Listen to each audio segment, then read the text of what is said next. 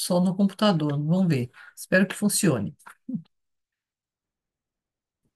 Colocou na nuvem? Não, na nuvem ele não deixou. Tive que colocar no meu computador. Senhoras e senhores, estamos começando mais um clube. Não, acho que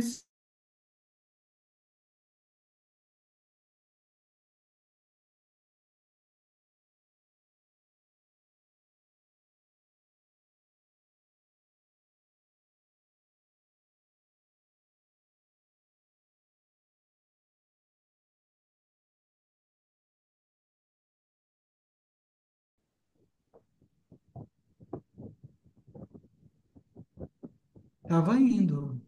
Aí vocês É, a gravação pararam. parou agora. Estava indo, aí alguém parou em ter a gravação. Eu tô caindo. Eu caí de Acho que novo. talvez tenha caído a conexão da Denise. Fernanda, você é host, você consegue colocar? Eu não vou conseguir porque eu tô sem cabo do meu computador, eu vou ter que entrar no Zoom. Eu só fiz a entrada aqui no computador para receber as pessoas. Colocar como host, você consegue gravar, sim. Foi. Gente, agora ninguém mexe. Já está gravando. É, nem me lembro o que eu falei. Sejam todos bem-vindos, né? E essa é o segundo encontro. A gente está seguindo um cronograma que foi colocado no grupo, e esse grupo ele é aberto a não voluntários da Apex. Os voluntários têm gratuidade, os não voluntários têm uma taxa que pagam, mas o objetivo é ler todos os clássicos da Conscienciologia. Estamos nos 700 experimentos. O, Hoje a gente vai trabalhar com duas sessões. A sessão 1, que é consciencialidade, conscienciometrologia ou medidas conscienciológicas, começa na página 65 e vai até 71. E a sessão cientificidade começa na página 72 e vai até a página 80. Então a gente vai trabalhar com duas sessões, lembrando sempre que isso aqui é um debate. Então, vocês vão trazer o que vocês leram, o que vocês não entenderam, o que vocês compreenderam, as casuísticas ao ter as leituras, e a gente vai debatendo. Lembrando sempre, né, quem quiser falar, levanta a mão, pela nossa regra, quando um assunto, alguém que já levantou a mão, mas é sobre outro assunto, e alguém ainda tiver do assunto anterior, tem preferência para a gente não cortar o debate, né? Então, sempre lembrando, levantar as mãos. Boa noite, Adriana, estou vendo que você está em casa, então não está dirigindo, parabéns. Beleza, turma, então vamos lá. Quem que já quer levantar a mão para já falar o que que já leu, o que que entendeu,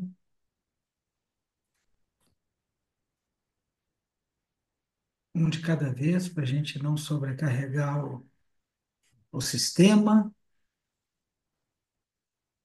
Liliana, inaugurando os debates, né,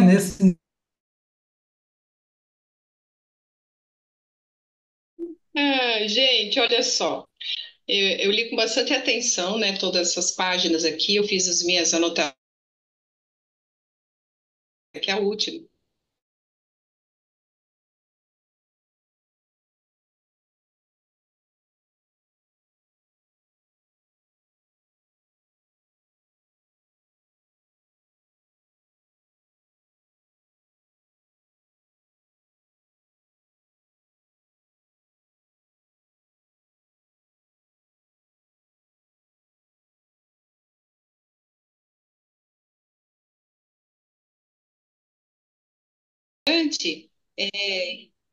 Porque a gente vê que tem algumas coisas aqui que são bem lógicas, né?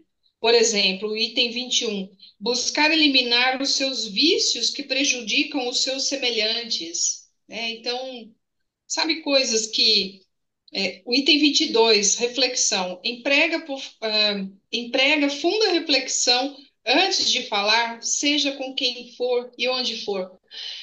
Esse item aqui, se a gente for pensar, né, assim, profundamente, é a questão da comunicação, né? O como você se expressa, não só verbalmente, mas energeticamente, o quanto isso pode ser assistencial ou não, né? Isso pode provocar um processo de assédio, né?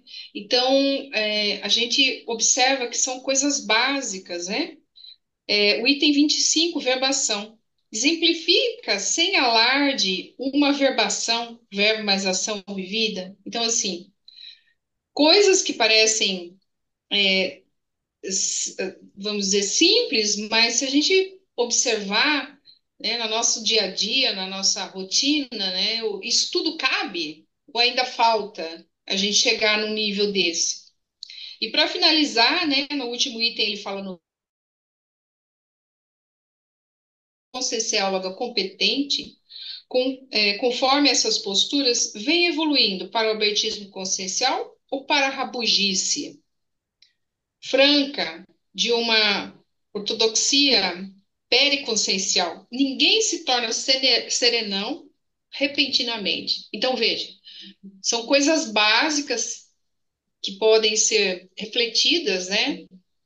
Se a gente coloca isso, sim, no nosso dia a dia, para que a gente saia dessa rabugice, né? E caminhe, pelo menos, aí para a desperticidade. Então, eu achei essa página aqui muito interessante, com relação a essas questões das posturas, né?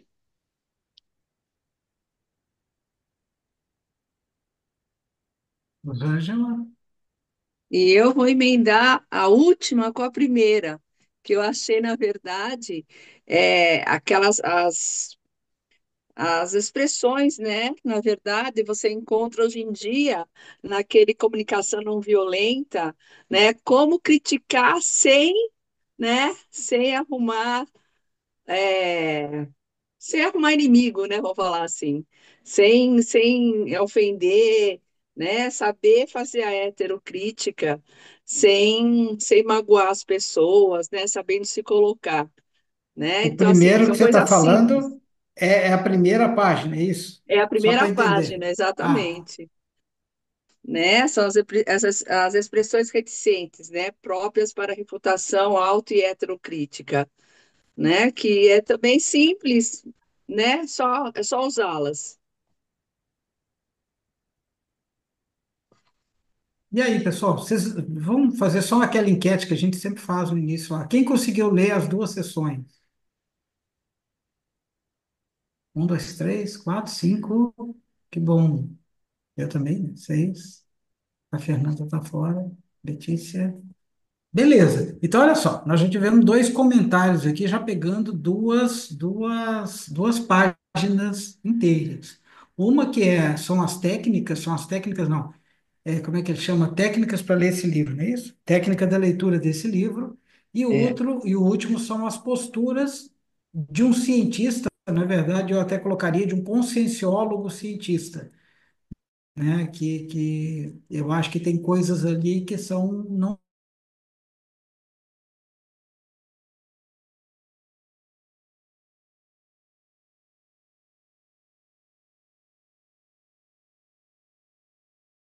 Eu ia fazer um comentário com respeito ao Ah, que a beleza. Liliana falou e depois iria trazer uma terceira. Mas você Não, quer falar beleza. antes? Então, não, não, não. Vamos seguir os comentários de vocês.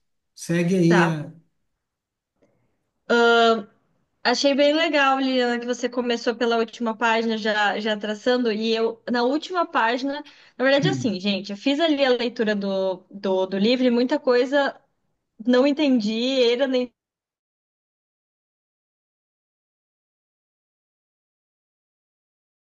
que eu mais consegui fazer vínculos ali, né?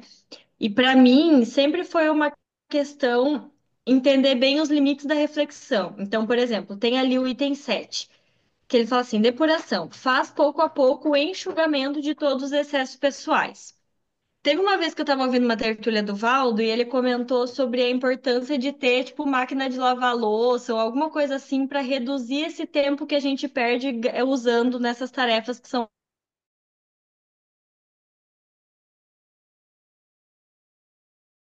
Mas aquilo me marcou.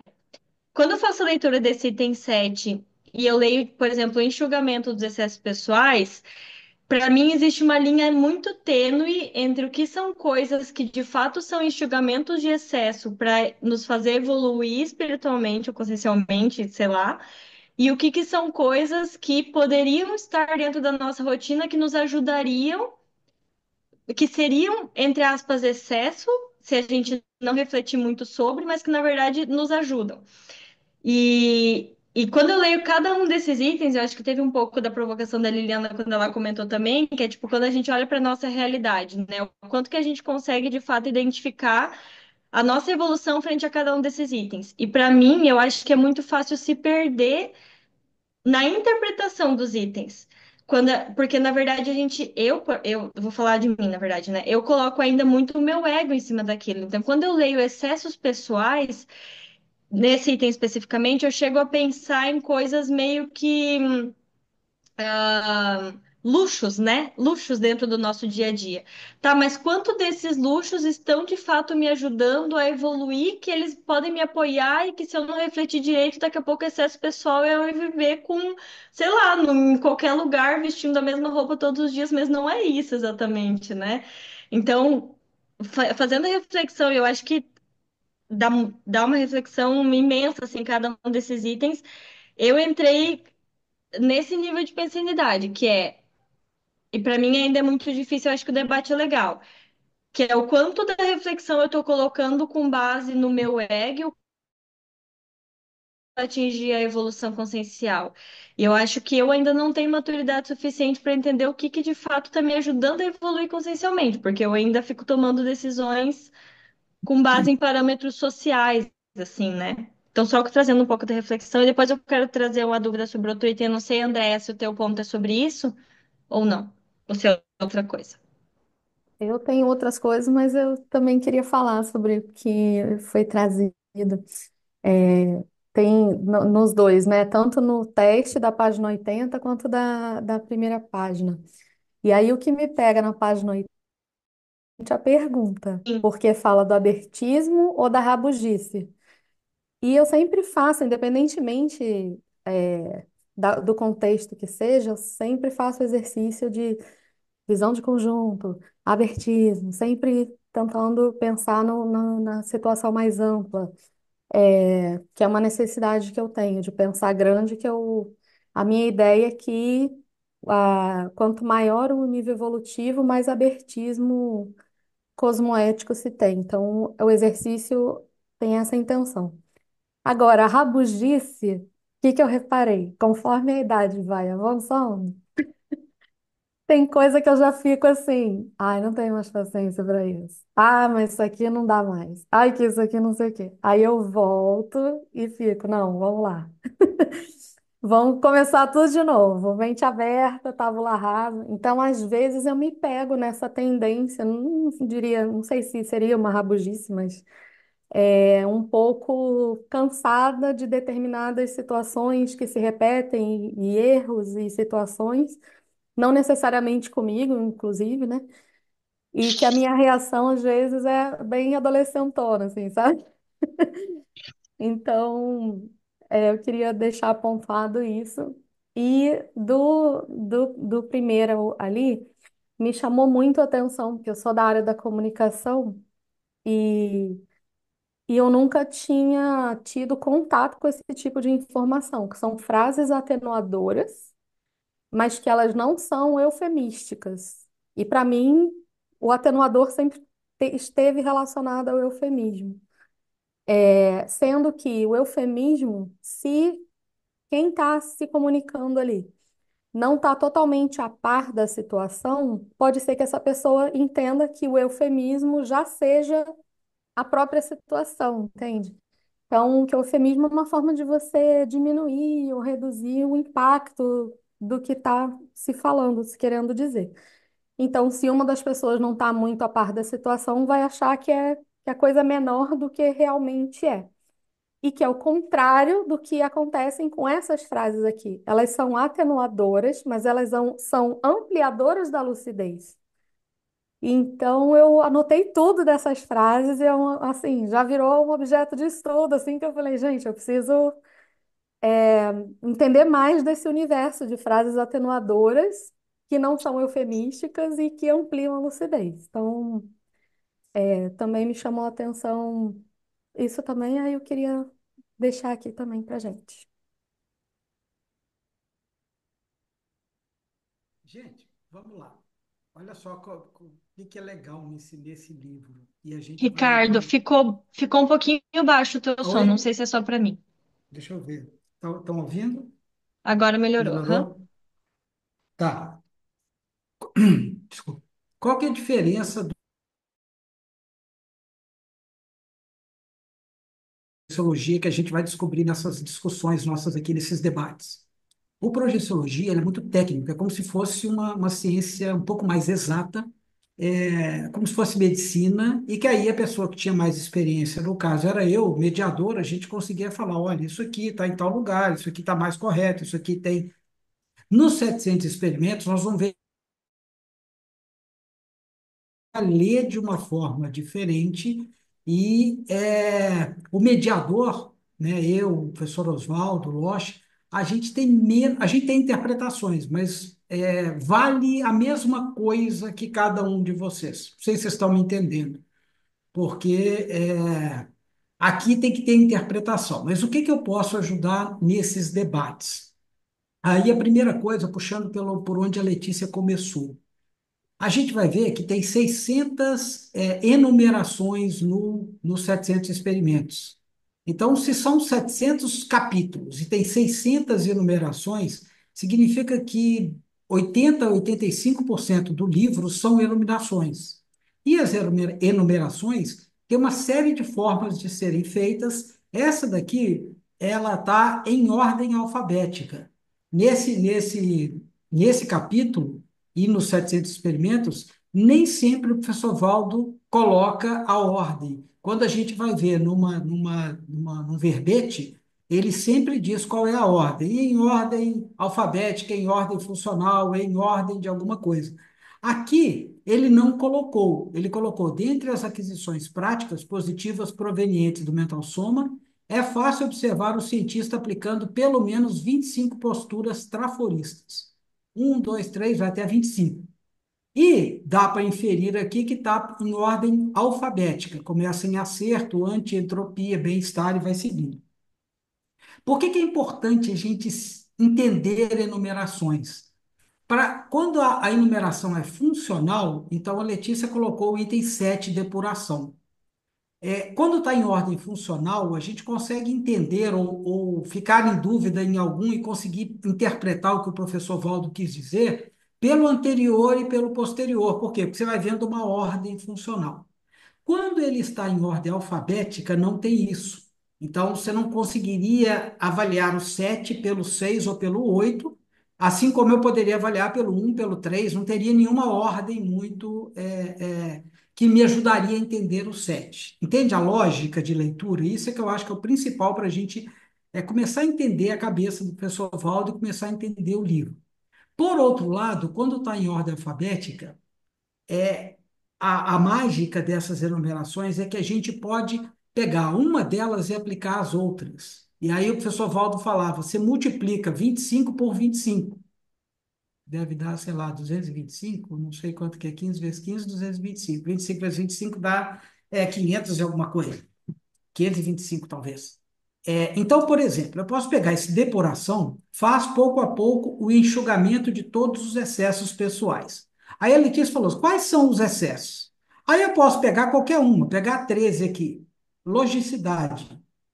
Representa a lógica viva e coerente onde aparece e se manifesta. Você pode perguntar, onde eu tenho lógica, a minha lógica, onde eu apareço e me manifesto? Eu tenho algum excesso pessoal ou eu posso ter algum enxugamento nessa lógica que eu tenho? 14, objetividade. Demonstra objetividade nas exposições orais ou escritas. Eu estou cometendo excesso nas minhas exposições escritas, então o Ricardo que está falando aqui agora, eu estou me excedendo ou eu estou sendo objetivo? Aí você fala, não, até aqui eu fui objetivo. Isso pode ser subjetivo também, né? A Letícia pode falar assim, não, o Ricardo está falando demais, ele já poderia ter falado a mesma coisa com menos palavras. Então, veja, quando a gente pega uma enumeração, a gente vai conseguindo ler nas entrelinhas e fazendo os cotejos. Acerto, reduz ao mínimo o coeficiente de equívocos, erros e omissões. Onde eu estou errando por excesso pessoal? Então a Letícia falou: ah, não, porque eu vou usar a mesma roupa. Ok, se você ficar com a mesma roupa, só uma e duas trocando, talvez tenha um excesso. Mas se você tiver um guarda-roupa com, sei lá, 80 sapatos, cento e tantos sapatos, né? E aí falando lá do eufemismo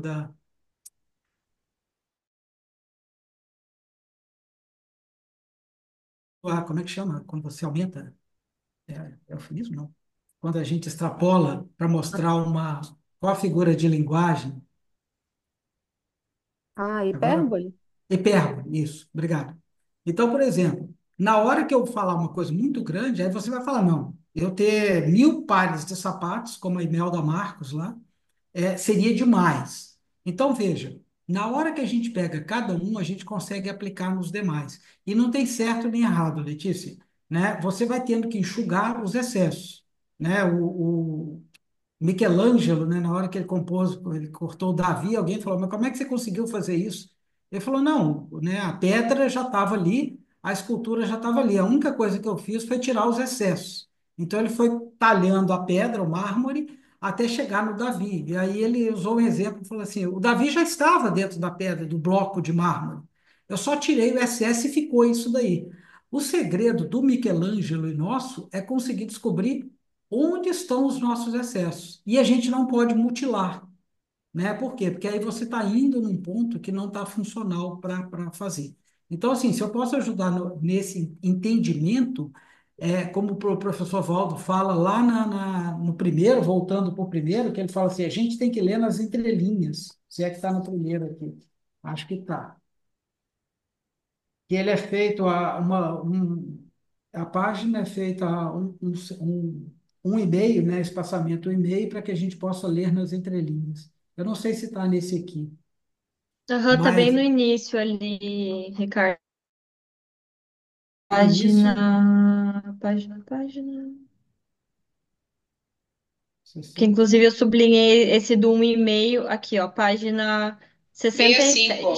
65. 67. Mais para No cima ou mais para pesquisas baixo? ali. Ah, não, Pesquisa. olha, o texto foi redigido com Ah, espaço 1,5 para interessado ler nas perfeito. entrelinhas. E Página, acho que é o um pouco 03, desse. página 67. Aham. E na 65 daí ele fala: o inteligente será ler nas entrelinhas. Isso. Liliana falou. Então, veja, né, só para dar um exemplo para vocês, como é que a gente pode pegar uma coisa que a Letícia trouxe e ampliar. Então, o segredo dos 700 experimentos é a gente conseguir ampliar e começar a entender todo o universo da conscienciologia pelos 700 experimentos. E a gente pode fazer esse cotejo, sim. Sai da página 80, volta para a página 65, que é o um, e depois vai para a página 3, aí volta no que a Andrea falou, que são as frases, né? Essas frases aqui, né? Se bem que, né, se possível for, na hipótese de, não obstante. Então, são frases que a gente pode usar no início de cada uma. Então, eu posso pegar uma frase dessa aqui e falar assim: é possível que eu me engane, mas fazer o enxugamento de todos os excessos, isso coloca você como você está abrindo outras possibilidades para que você leia. Então, a gente pega da primeira e da última das sessões e consegue fazer grande interpretação. O nosso cuidado todo aqui, para encerrar minha fala, é a gente não viajar na maionese. Porque já que tudo pode ser permitido, né, eu posso me permitir devagar e falar coisas que estão fora do texto.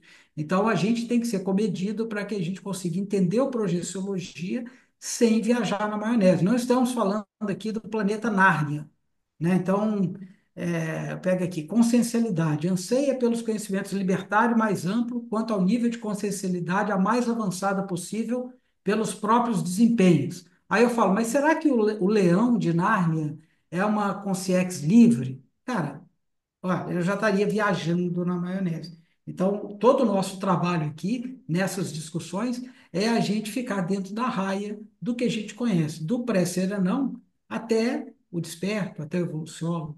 Isso é que eu acho que é a dificuldade. Letícia, Jackson.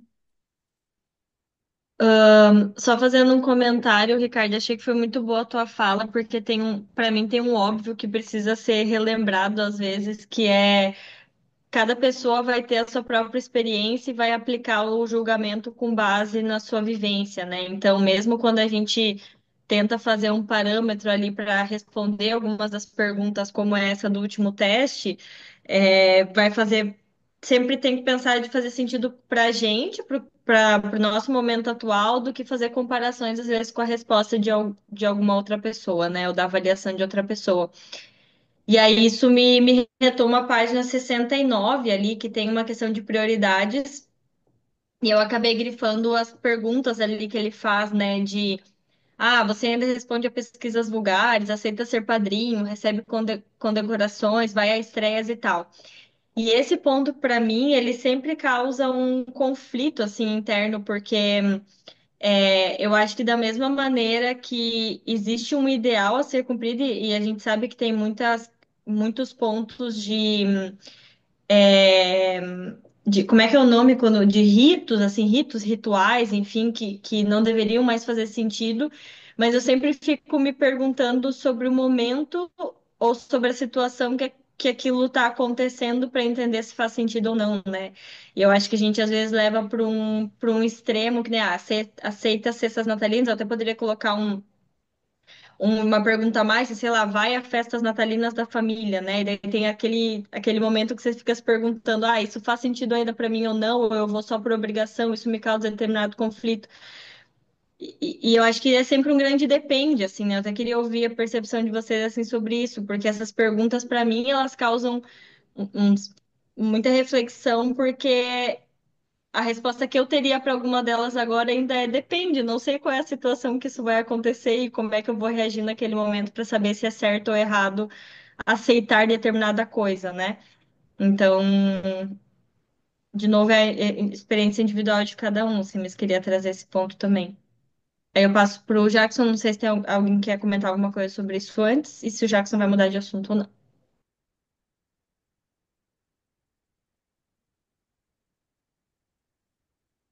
Bom, boa noite a todos e a todas.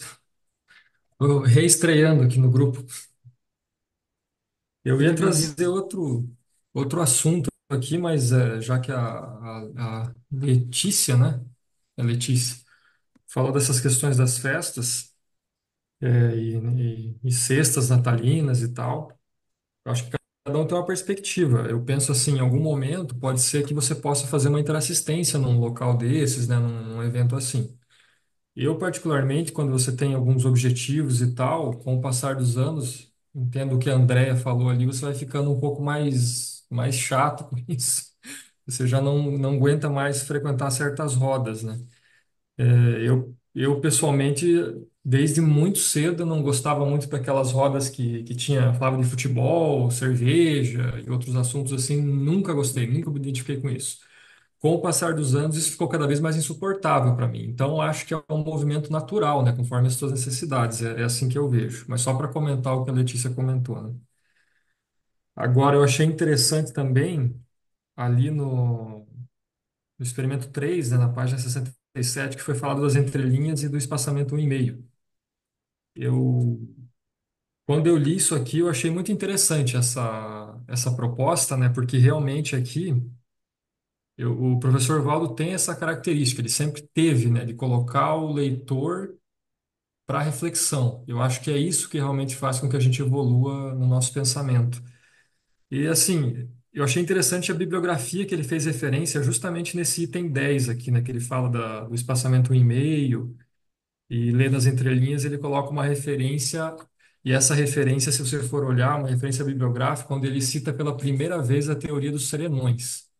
Eu fiquei um bom tempo tentando entender por que que ele colocou essa referência aqui, sabe? Eu ainda não entendi, mas eu achei muito interessante. E eu acho que é isso que eu tenho para dizer agora. Tem outros comentários aí, mas eu vou deixar a Denise continuar. Então, sobre isso que a Letícia falou, eu também penso que depende, né? Eu, por exemplo, eu fui convidada para ser madrinha de um sobrinho meu, E eu aceitei ser madrinha, e até na época eu comentei com o professor Valdo, né, que eu achei que era uma forma de acolher a criança, né? Porque se eu dissesse, ah, não, eu não quero ser madrinha, porque eu não tenho mais nada a ver com a religião católica e tal. Então, e ele na época falou assim, então o que você pode fazer é esclarecer para ele a respeito da religião, assim. Tipo assim, ele não me criticou, né? Por eu ter optado, por eu ter me decidido, não, eu vou ser madrinha, né, do menino.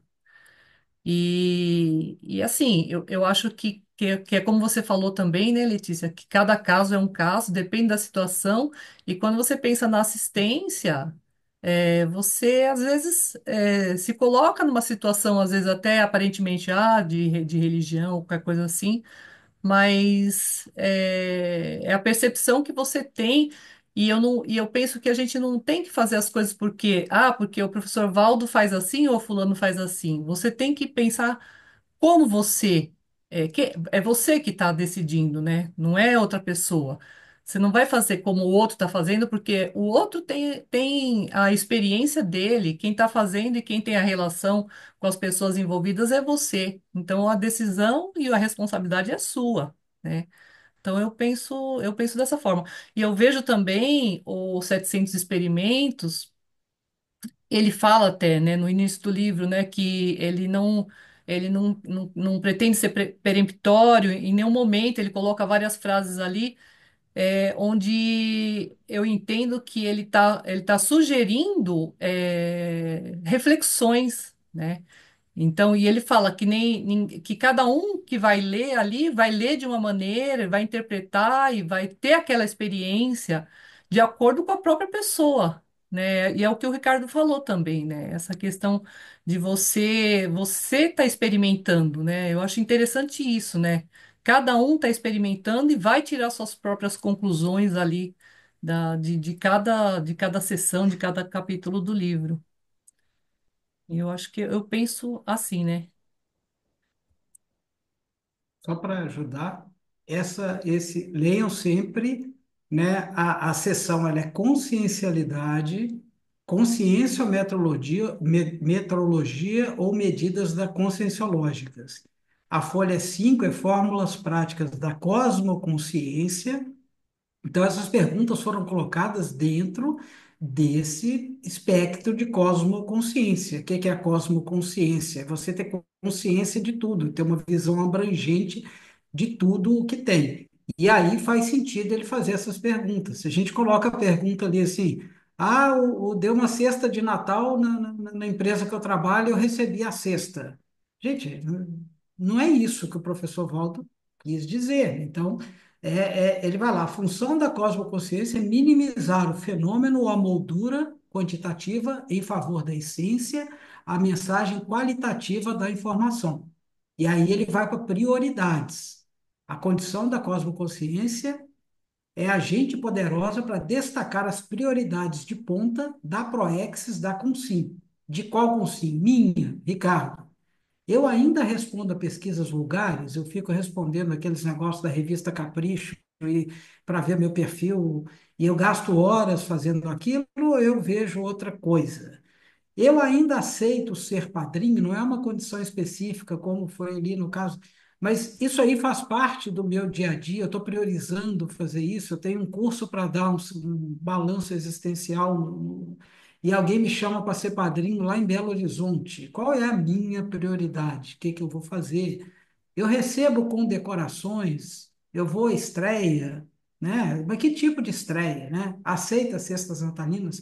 Aqui ele está colocando muito mais aquela pessoa que vive da aparência, é cesta, é participar, é estar os likes. Hoje ele poderia perguntar assim: você fica checando os likes do seu Instagram, Facebook lá do que você tem? Você vive disso, dessa aparência, né?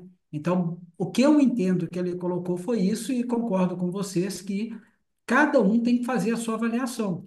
Porque senão tudo vale, né? Vale tudo. Fala, não, qualquer coisa é experiência. O pessoal Waldo falava assim, a pessoa que fala, não, eu vou à boate porque aí eu posso fazer uma assistência na boate lá de striptease, ou seja lá o que for. Gente, você está indo à boate, não é porque você quer fazer assistência, é porque você quer ver o que está acontecendo lá, porque você quer se divertir. E aí a pessoa fala, não, porque qualquer lugar eu posso fazer assistência. Tá bom, né? Aí você está mentindo meio que para si mesmo, ok, não tem problema não. Mas, então, é aí que o Valdo, eu acho que ele chama a atenção, e nesses primeiros capítulos ele bate muito na cientificidade, na postura do conscienciólogo. São as duas sessões, assim, que dá uma chacoalhada mesmo. Mas muito legal vocês terem trazido isso. André? Eu vou trazer uma coisa nova, aí eu não sei se a Sandra quer comentar o que já está sendo dito ou se vai trazer coisa nova. Não, vou comentar o que está sendo comentado agora. Duas coisas que eu já me peguei pensando e agora me deparei também na leitura do livro. A questão do padrinho. Hoje, se eu vier a receber um convite para ser madrinha de alguma criança, eu vou chamar os pais, eu vou agradecer e vou explicar a minha situação. Se eu não vou dar continuidade, eu não tenho, não sou da religião, vou esclarecer os pais e dizer assim, ó, eu não sou a pessoa indicada para isso. Não vou estar recusando a criança. Já pensei tudo isso antes, sabe? Como que eu faria isso? Agora vocês querem com que eu batize essa criança? Eu vou batizar no meu sentido, no sentido de ter esse compromisso com essa criança, mas de acordo com o que eu entendo, com o que eu sei. Vocês querem isso para o filho de vocês? Aí fica com os pais, me manterem como o convite de madrinha ou não. Eu vou, aí no caso, a sinceridade. Agora, no Natal, esse Natal, eu me peguei pensando. Nós estávamos lá na casa da minha filha, com os netos, a família, todo mundo. Eu tinha aqui, o que eu ia fazer? Estava no amigo secreto também. Mas lá eu me parei pensando. Eu estou presenteando o quê? Estou sendo presenteada pelo quê? O que né, dentro hoje, nessa visão, um momento em que eu esperava uma oportunidade para trazer esse questionamento, até para eu entender a visão da conscienciologia, o que se faz numa situação dessa? Virar as costas para a família no Natal, criar uma indisposição, deixar de dar presentes, principalmente às crianças, deixar de ir lá abraçar o papai para tirar foto com o Papai Noel. Eu me questionei muito, eu fiquei parada num canto assim, pensando e esperando o momento de pedir ajuda, socorro para vocês no que se faz numa situação dessas. Era isso.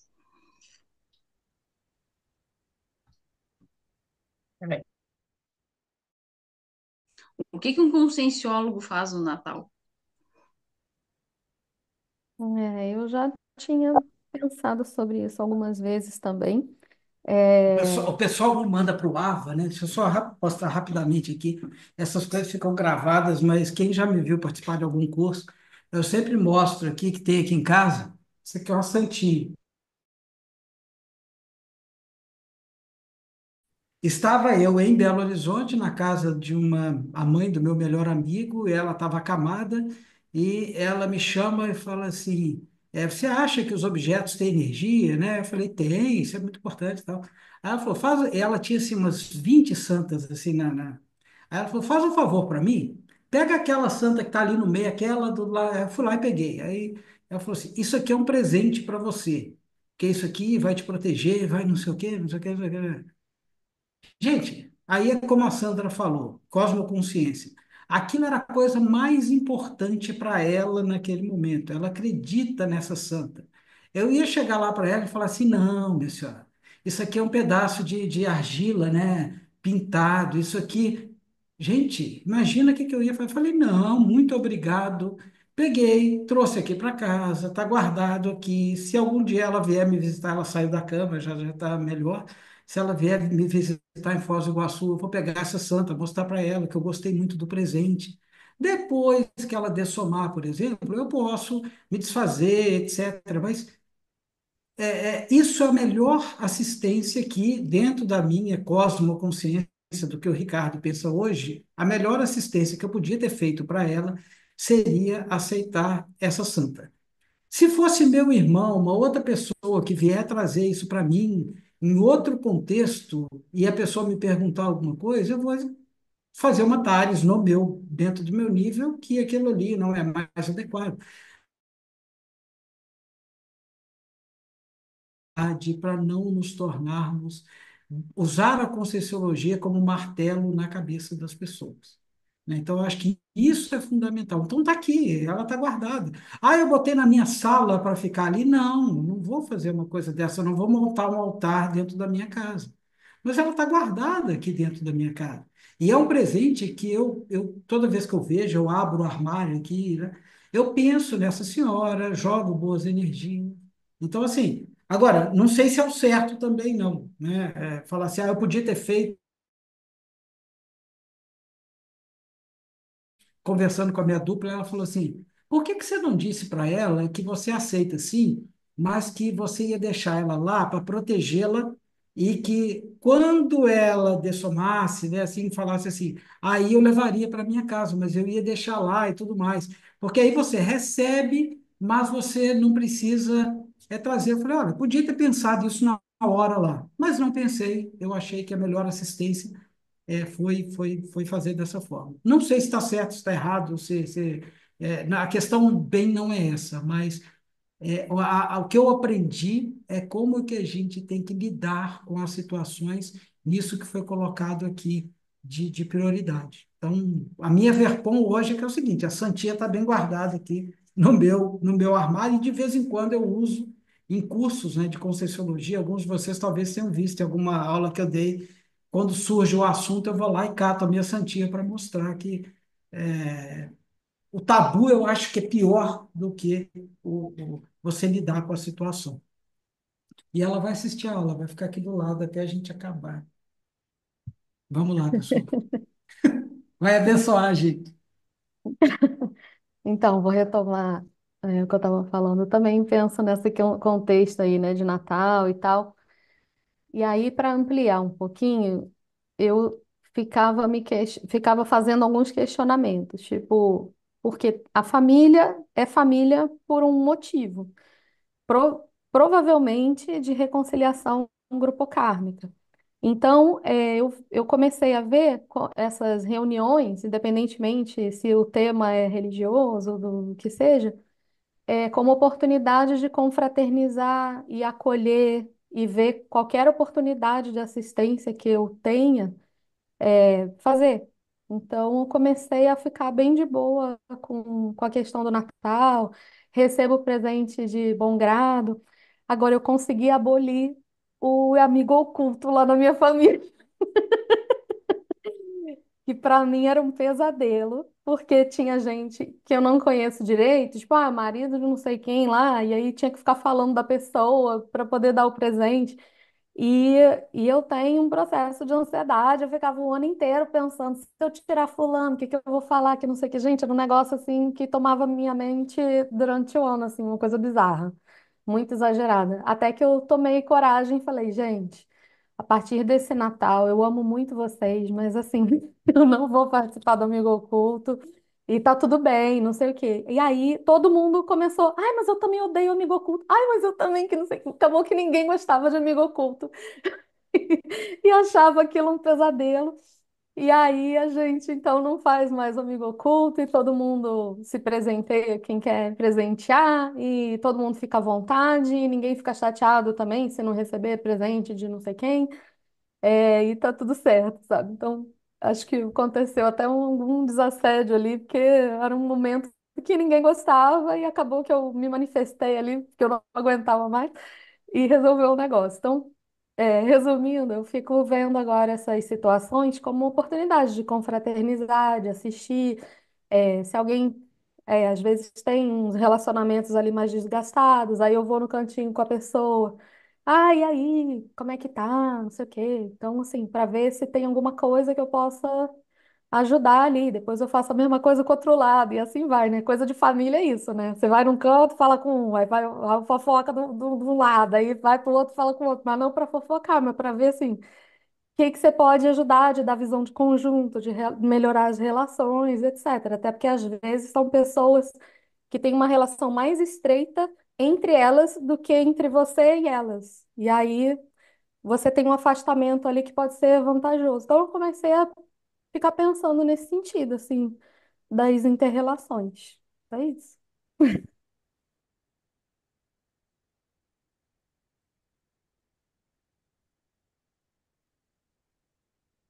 Bom, vou lá. Só para comentar, Ricardo, eu também ganhei um santo alguns meses atrás aí, Deus entucheiro no meu armário e não sabia o que fazer com aquilo. Mas não era o mesmo caso, era uma pessoa, uma conhecida e um pouco mais distante, chegou uma hora eu me desfiz daquilo sem problemas, né? E eu Eu acho ganhei que uma Bíblia é também uma vez e despachei, né? Então, cada caso é um caso, né? cada caso é um caso, justamente. Porque, por exemplo, eu pego como exemplo a minha própria família. Eu já tentei fazer assim um esclarecimento acerca da religião, sobre, né, com o meu pai, com minha mãe, mas minha mãe está com quase 80 anos, 70 e poucos, meu pai já passou dos 80. E eu percebi assim que às vezes que eu vou muito a fundo nesse sentido, você tira o chão deles, né? Então tem que ser, eu acho que pode se dar um direcionamento. Eles ampliaram muito assim, né? Há muitos anos que eu converso com eles, mas eles ampliaram muito assim até certo ponto, né? Chega um certo ponto que eles não largam a religião, a fé, o dogmatismo, e não sei se é o caso de insistir. E é importante, eu acho que isso que o Ricardo trouxe faz a gente refletir muito, eu acho que é bem como se diz, né, em cima do lance, porque uma coisa é você fazer uma análise com alguém que é da conscienciologia, né? Outra é você sair por aí falando, né, fazendo tares indiscriminadamente, né? É muito delicado, né? Daí a gente é que vira dogmático, né? Acho que é mais ou menos por aí. Exatamente. A gente vira, faz o dogma da conscienciologia, né? Então, nós vamos ser os fanáticos conscienciólogos, descendo o tacape em cima da cabeça desse pessoal que precisa aceitar e não aceitou ainda a conscienciologia na sua vida. Ó, já que vocês estão falando, eu sou da época das antigas do ECP1, o primeiro curso do IPC, e as pessoas vão preenchendo os questionamentos, né? Antigamente, um dos questionamentos era assim: eu aceito a nova, não é a teoria, né? As verdades relativas de ponta da Conscienciologia na minha vida como um norteador de. Aí nós fizemos uma reunião depois dos professores orientadores, falando assim, gente, essa pergunta assim tá igual eu aceito a Bíblia no coisa, né? Não é assim. Eu entendo que a Conscienciologia traz verdades relativas de ponta que podem. E aí, ao mudar o texto, ficou muito menos dogmático do que é. Então, mesmo eu acho que a Conscienciologia nos primórdios, as pessoas ainda tinham mais uma noção de que era uma seita, teve algumas pessoas que escreveram sobre isso. Eu acho que hoje a gente está muito mais maduro para entender a Conscienciologia enquanto ciência, né? E o que a gente pode fazer sem dogmatismo.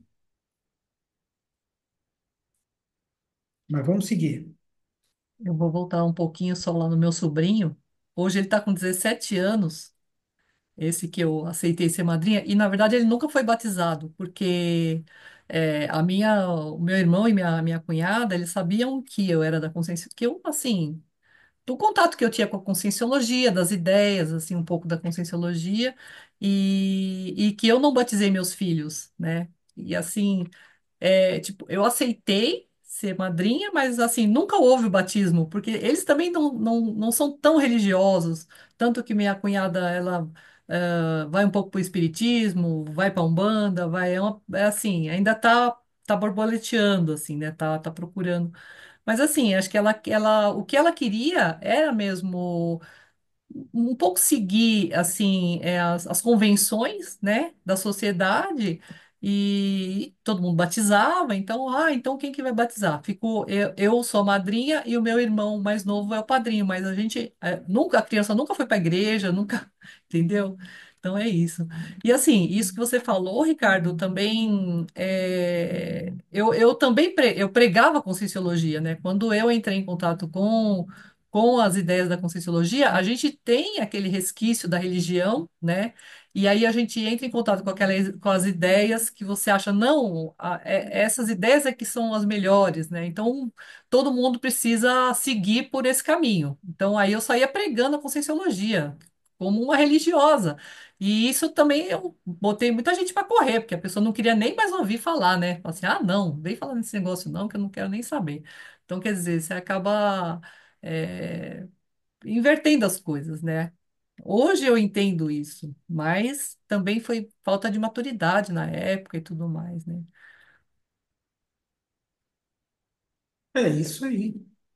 Eu Gabi? ia comentar em cima disso também, assim que eu venho desse contexto da religião, né? Eu era de coordenação e atividades dentro da igreja.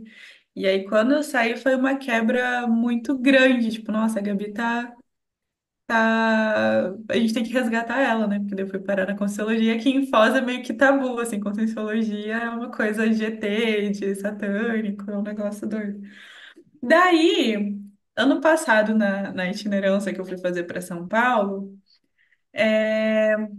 eu descobri quando eu estava no avião, tipo, entrando no avião, a minha mãe, eu acho, avisou que a minha madrinha tinha colocado um terço, assim, tem aqueles pequenininhos, eu não lembro nem o nome.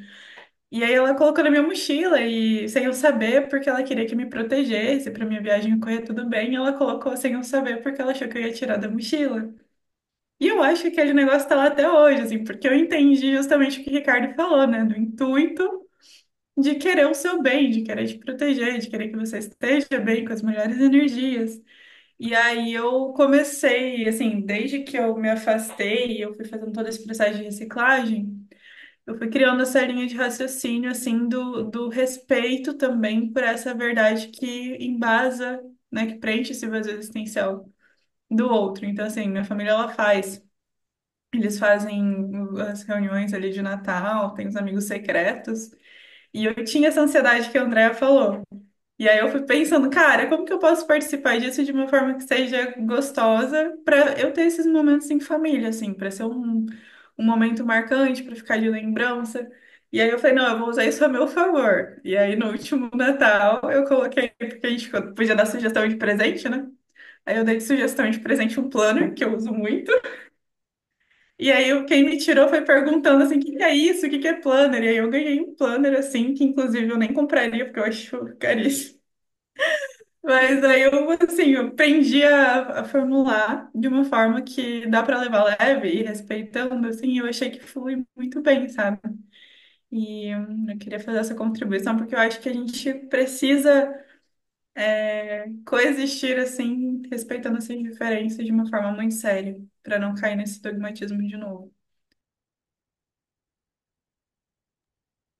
Vamos lá, só Boa. lembrando que a gente tem que falar do livro, tá, pessoal? Sim, né? Que senão a Ri- gente vai aqui. Ricardo, perfeito. Eu ia falar isso exatamente agora. Gente, eu vou mudar de assunto, mas para a gente voltar pro livro agora.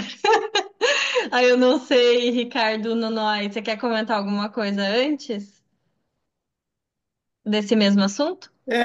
Rapidinho, né, para não a gente não ficar ah, circulando muito, né? Não, só assim, eu também fiquei pensando a respeito disso aí que foi falado, né? E eu acho que eu não me lembro quem foi que falou que eu concordo que é a questão assim da própria pessoa, né? Fazer essa medição, essa medida, essa metria, né, de cada coisa que vai acontecendo, né? Então, por exemplo, assim, essas questões de Natal, por exemplo, que agora não tenho mais porque eu acabei me separando, né? Mas eu ia muito no Natal na família da minha ex-esposa, então é, no início, assim, ficava um pouco incomodado, mas depois eu fui me acostumando e fui relaxando, ficando relaxado. Então, na hora que eles se reuniam para rezar, eu ficava quieto, sabe? Não é a minha praia. Mas eu também não interferia naquele processo deles lá, entende? Então, eu procurava focar na convivência com as pessoas, né? E só para citar uma outra questão que me veio também aqui, né? É que muitas vezes, assim, durante alguns períodos, assim, há um tempo atrás, uns anos atrás, era muito comum nas tertúlias lá, o pessoal cair de pau em cima do chimarrão, né? Não sei se vocês lembram disso. E daí, pô, eu ficava pensando, pô, mas eu não posso mais tomar meu chimarrão, né? E daí, por um lado, eu concordava com algumas questões que eram assim, a questão de passar de boca em boca. Isso aí eu concordo, né? Não tem. É uma coisa anti-higiênica, lógico que é. Mas, por exemplo, assim, uma questão é que me pegou um pouco na época que, assim, a gente fica um pouco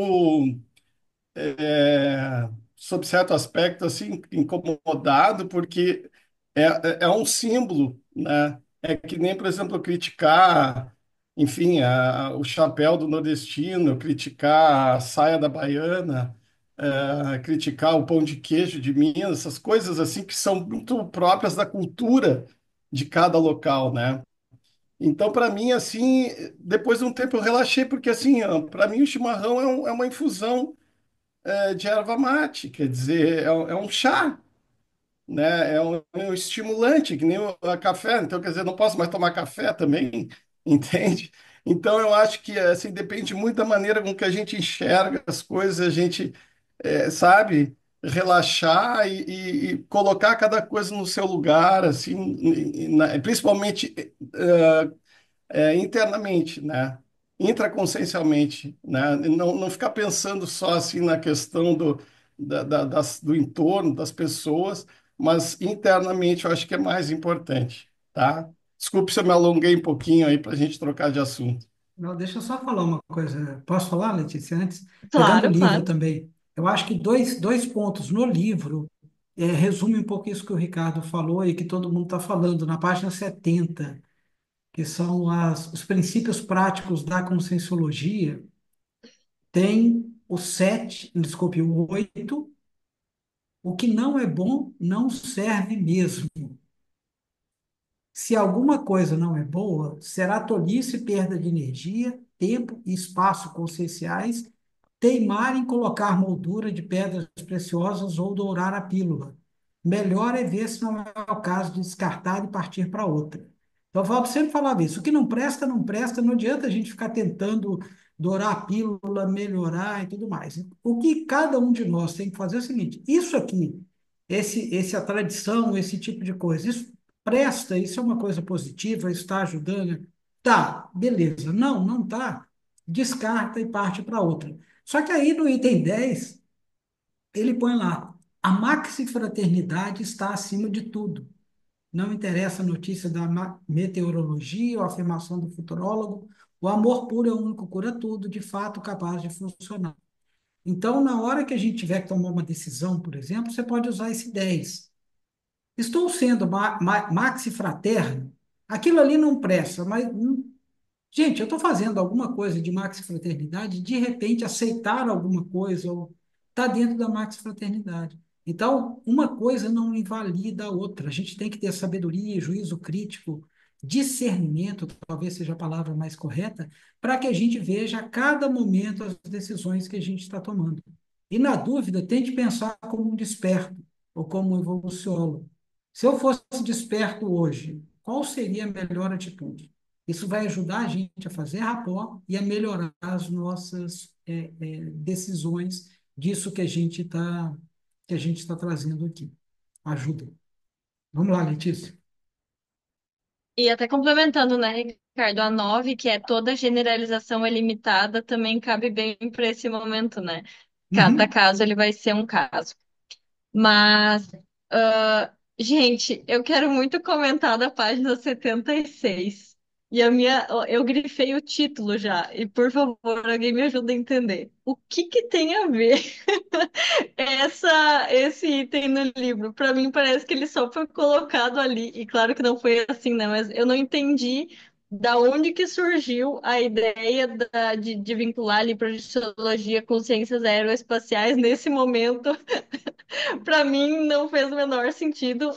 Li, tudo bem, faz sentido depois que eu leio. O que ele tá escrevendo eu entendo, mas eu não sei por que que ele botou nesse momento do livro, eu não sei por que que ele botou de uma forma geral. Eu queria ouvir vocês, assim, se alguém entendeu essa parte, como é que ela acabou acontecendo no livro.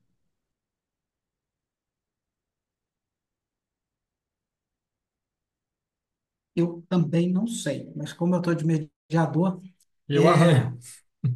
o que que o professor Valdo fazia muito? Ele era mestre em correlações.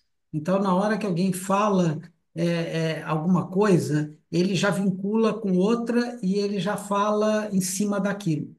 Então, eu não sei exatamente por que que ele colocou aqui, não pensei nisso, Letícia, mas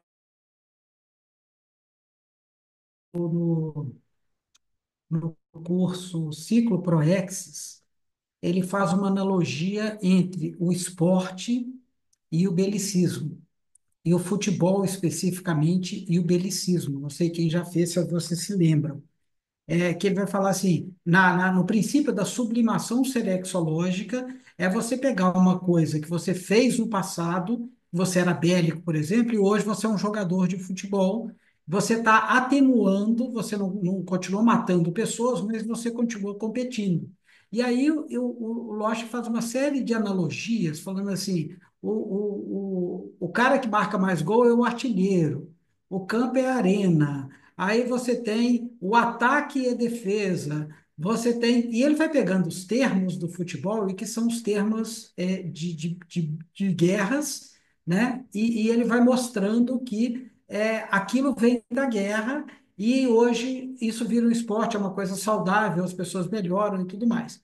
Então, pegando isso que o professor Valdo fez, talvez aqui ele queira nos dar uma forma de interpretação, que tudo que você está lendo, e aí ele vai pegando. Por exemplo, o alvo mental, quando você tem na projeciologia, você tem um plano de voo na aviação.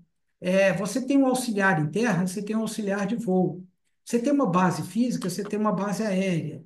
Você tem a decolagem da aeronave, você tem a decolagem do psicossoma. Então, ele vai pegando alguns termos e vai fazendo uma similitude entre um e outro para que talvez a gente consiga pensar de forma mais expandida. Penso eu que talvez seja isso. Né? Não sei exatamente qual foi o interesse dele. Aí teria que pegar o anterior. Por exemplo, o anterior foi o que eu não entendi. Ele falou assim: pesquisa da interdisciplinaridade da projeciologia. Ele bota lá 56 profissões: administrador, aeronauta, biólogo, cabeleireiro, calculista, comerciante, do lar, enfermeiro. Eu falei assim, gente, né? Por que que ele citou? Ele podia ter falado, né? Eu pensei assim, isso é encher linguiça na anterior. Que eu falei assim, ele podia ter falado que os conscienciólogos hoje são pessoas que estão nas mais diversas áreas, citava umas duas ou três e estava ok. Por que que ele tinha que colocar um por um, paisagista, professor, secretária, técnico de administração, vendedor, né? Eu falei, pô, isso é para encher linguiça. Não deve ser. O Valdo não dava ponto sem nó. Então, assim, alguma razão tem dele colocar esse tipo de itens. Faz a gente, talvez, pensar um pouco mais de forma ampla. Eu não sei se alguém tem alguma ideia. Eu Eu posso tenho uma ideia, falar, porque a Adriana. gente participava dos congressos nessa época e ele pedia para todo mundo levantar a mão. Eu acho que ou eles faziam um levantamento, né? Eu acho que tinha uma importância na época esse levantamento de quem estava participando não sei, uma maneira de agregar, né? Uhum. Agora, por que que ele colocou isso bem no início do livro, que foi, entendo eu, que é um pouco da pergunta da Letícia, se fosse eu escrevendo o livro, eu ia colocar essas coisas mais importantes nos primeiros capítulos, para que as pessoas se interessassem. Talvez, se Conscienciólogo estava no primeiro congresso Conscienciólogo não, se um biólogo estava no primeiro congresso no CIPRO, de 4 a 7 de junho de 1980, não seria uma coisa tão importante, né? Então, quando eu li isso aqui, eu falei assim, mas por que que o Valdo colocou isso aqui como o 11º capítulo de um livro que é tão importante? Ele vai colocar coisas para mim que eram razoavelmente secundárias. Não tem um Então, isso é sentido uma de dúvida. evocação também, Ricardo? Antes pensei na questão da Santinha, a mesma coisa, quer dizer, a leitura do parapsiquismo, se aquilo é um bagulho energético, quanta energia tem que tu tá levando para casa e para tua família, isso ali talvez seja uma evocação também, né? Não é o Congresso Internacional de Projeciologia, o que que era o CIPRO? Sim, Congresso Internacional de Projeciologia. É exatamente isso. Pode ser sim, Foi um concordo com você, evento Adriano. estrondoso, né? Eu fui no brasileiro, foi uma coisa fantástica o brasileiro. Então, o internacional deve ter sido muito mais. Uhum. Eu tenho uma sugestão, não sei se alguém mais vai falar sobre esse tema, Eu vou mas falar, Eu também é sobre esse tema. eu vou falar uma coisa nova, mas complementando, eu vejo que o Valdo veio nos capítulos anteriores, né? Vertentes essenciais do conhecimento humano, relações científicas da projeciologia. Aí ele traz a interdisciplinaridade da projeciologia. Então, me parece um crescendo e também mostrar que vai desde estudante, secretária, gente assim que pode ser até que tenha um pensamento que na Conscienciologia só tem médico e gente muito letrada, então não é para mim, por exemplo. Então, me parece importante também essas pessoas saberem que não tem nada a ver. Que todo mundo pode se projetar e aí a pessoa pode se ver ali, ó, eu sou do lar. E Pode ser. aí, poxa, eu posso, não tem nada a ver, só médico. Então, acho que pode ter alguma relação com isso também. E depois ele amplia para ciências aeroespaciais, e o que eu ia falar é mais ou menos na linha que o Ricardo falou, sobre a ampliação do dicionário analógico, que o evoluciólogo tem essa habilidade ou traço necessariamente muito desenvolvido, e aí ele já está trazendo uma analogia de altíssimo nível, não é uma analogia de projeção e outra coisa mais simples, né? Ele já trouxe, já nivelou lá no alto para gente, para eu acho que até impactar um pouco, assim, para ficar justamente, nossa, por quê? O que está acontecendo? Dá aquele impacto e já faz uma analogia em alto nível, assim. Então é um pouco a minha interpretação, assim, meio que na linha do que o Ricardo trouxe também. E depois eu vou trazer a coisa nova, eu vou manter a minha mãozinha aqui levantada. Mas pode falar, pessoal.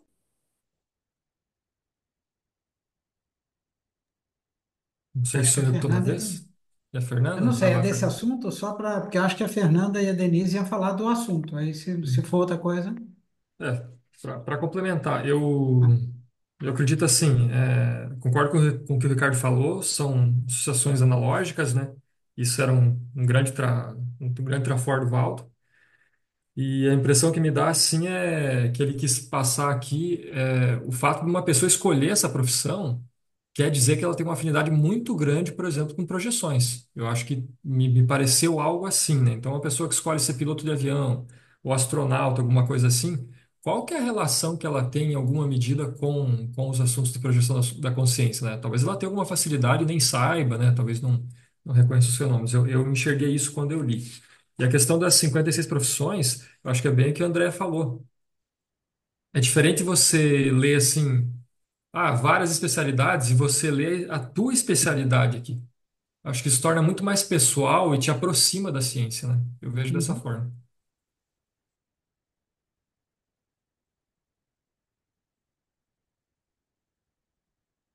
Fernanda, Denise.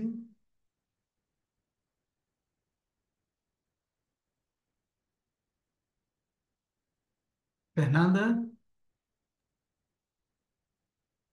Então, sobre a questão ali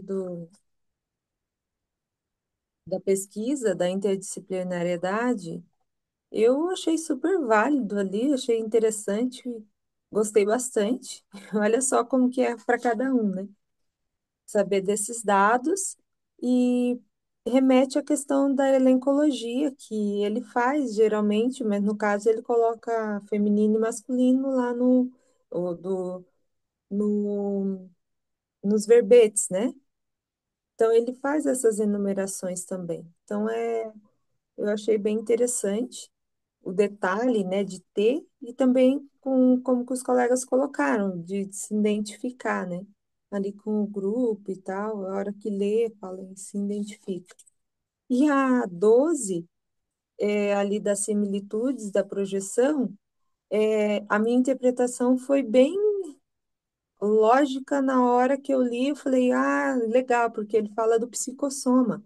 E como o psicossoma é nosso veículo de manifestação, e um dos primeiros contatos que eu tive com a conscienciologia foi por causa dos sonhos voando, eu na hora associei a isso. E por isso que ele trouxe, porque ele fala, a primeira questão ele fala psicossoma. Psicossoma é o veículo de manifestação mais empregado nas projeções conscientes, das consciências pelas quais alcança as dimensões conscienciais extrafísicas. E aí depois, para mim, já estava tudo dentro. Eu já fiquei entendendo, por isso que ele. Então, eu achei bem interessante, porque aí fala dos voos. E a minha primeira pergunta foi justamente essa: por que que eu estou tendo esse sonho voando, né? Quando eu entrei em contato com a Conscienciologia, que no caso eu entrei em contato com uma pessoa que estudava Conscienciologia, né? E comecei a ter esses sonhos. Então, era essa a minha contribuição.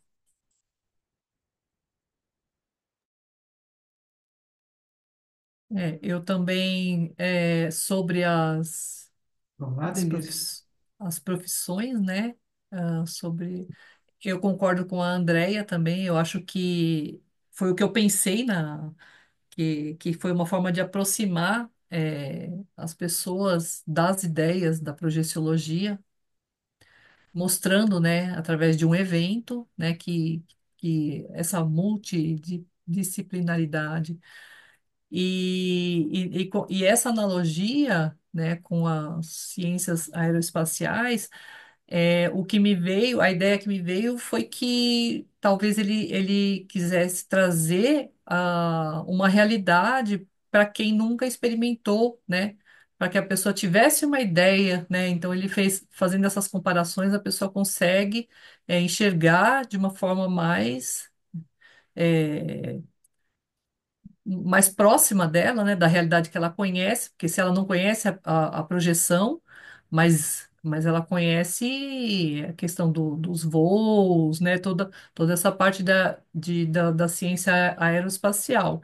Então, eu acho que a ideia foi essa, foi de aproximar, tanto no 11 como no 12 foi a ideia da pessoa sentir que ela pode participar, que ela também que ela talvez, né, como a Fernanda também falou, a questão de sonhar que tá, ou que está caindo, ou que está voando, né? Então, assim, de alguma forma, ela, através dessas analogias, ela está um pouco mais próxima da projeciologia, né, da projeção consciente, se ela não conhece, se ela não tem tanta afinidade. Bom, me convenceram, concordo com vocês. Beleza. Ó, Vamos lá, então, André. as minhas duas dúvidas, mas são dúvidas meio técnicas, assim, não, é na página 66 e depois na 67, inclusive. É, eu li as 66 técnicas de Conscienciologia e Projeciologia, eu li tudo, aí eu fiquei, cadê o teste? Aí tem umas que não tem, tudo bem. Aí eu fiquei, depois voltei no título e fiquei, tá, mas cadê as técnicas? Aí depois eu supus que ele estivesse falando, chamando a Conscienciologia e a Projeciologia de técnicas. Mas aí eu fiquei com essa dúvida. Então, assim, é uma dúvida simples, gente, mas assim, mas é uma coisa que eu fiquei, tá, mas será que é isso? Porque a conscienciologia é uma ciência, mas então ela pode ser interpretada como técnica, porque eu, por exemplo, uso a conscienciologia como ferramenta. Se um dia me apresentarem ideias mais avançadas do que a conscienciologia, eu não tenho programa Fidelidade e vou para essas ideias. Então, assim, não sei se ele está chamando de conscienciologia e projeciologia, não sei se alguém encontrou essas técnicas na escrita, e aí eu queria essa é a primeira dúvida, assim, bem simples, assim, não sei, eu acho simples, mas eu não soube responder Não, eu igualmente. tenho, eu tenho no segundo parágrafo dessa página, o Valdo é tudo simplificado ao modo de guia de informações úteis, reúne técnicas evolutivas da projeciologia e de várias outras especialidades da Conscienciologia. Então, É, assim, não que esse capítulo seja uma técnica, meio que ele abre para dizer o seguinte: está lotado de técnicas nos 700 experimentos, e ele já fala que esses 700 experimentos eles são 4 livros, né? São 4 volumes. Um caderno de notas, que é o que ele anota as coisas.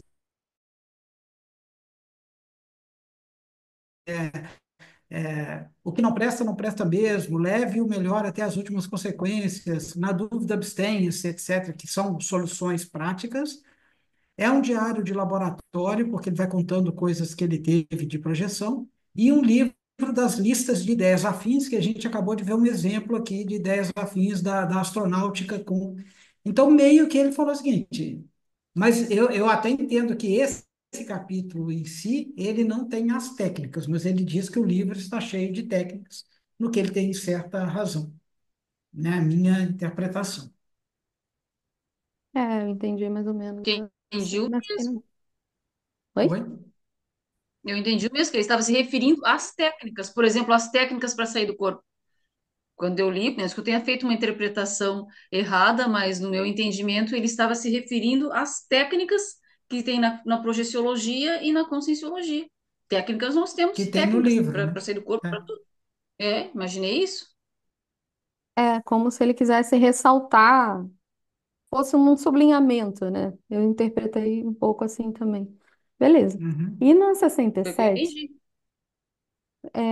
o Jackson quer trazer coisa nova ou vai complementar? Eu iria complementar, André. Me ocorreu Ah, um lampejo agora. 700 experimentos da conscienciologia. Eu vi em alguns lugares o Valdo escrevendo que conscienciologia é o sinônimo de evoluciologia, né? Então, a proposta aqui acho que se a gente pegar nessa linha, esclarece alguma coisa. Eu não entendi, mas. é reflexivo, Porque, assim. Foi por exemplo, profundo demais para mim. se a gente pensar em termos de projeciologia, eu acho que, assim, eu conheço pouco do tratado de projeciologia, mas eu entendo que lá são técnicas, como o Ricardo colocou no início, elas são bem ali técnicas para você sair do corpo, para você adquirir lucidez fora do corpo. Daí, quando você fala de 700 experimentos da conscienciologia, como eu tenho uma certa afinidade com a filosofia tem muito essa questão da autorreflexão e do próprio Sócrates em Templo de Delfos, falava do conhece-te a ti mesmo, né? Inclusive, a abertura aqui dos 700 experimentos tem essa frase, né? Em latim, hoc unum siu menihil tire, né? Só sei que nada sei, e enfim, toda aquela questão do autoconhecimento.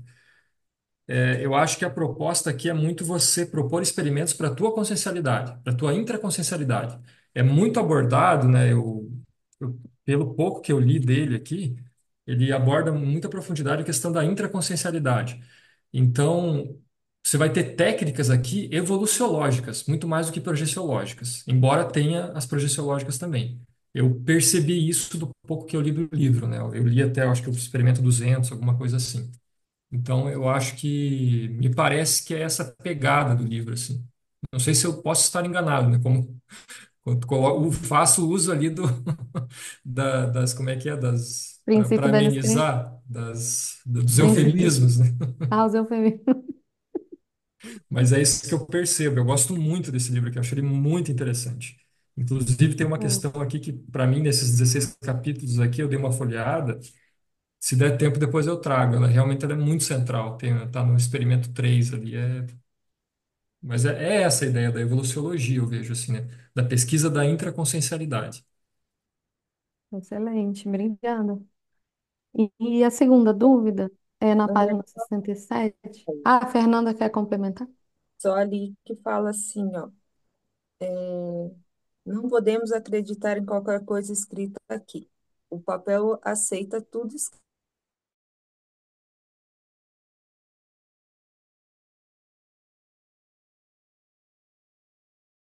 A hora que começa as técnicas.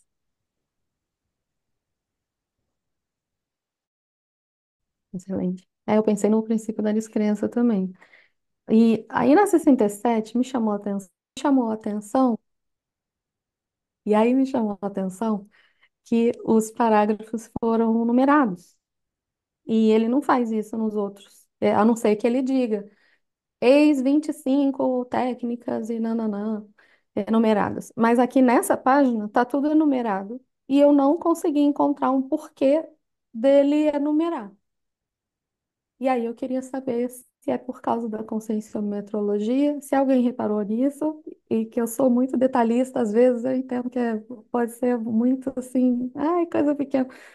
Mas eu fico, ele não faz nada à toa, entendeu? Então eu sei que não é um erro, entendeu? E aí eu fico bolada aqui com essas coisas, entendeu? É isso. Esse eu não faço a mínima ideia. Concordo com você. Ele é diferente dos outros, porque os outros ele faz a enumeração e ele cita Qual é a a página? enumeração. Esse ele Ah, começa a fazer desde o início, por, 67. por alguma razão. Pois é.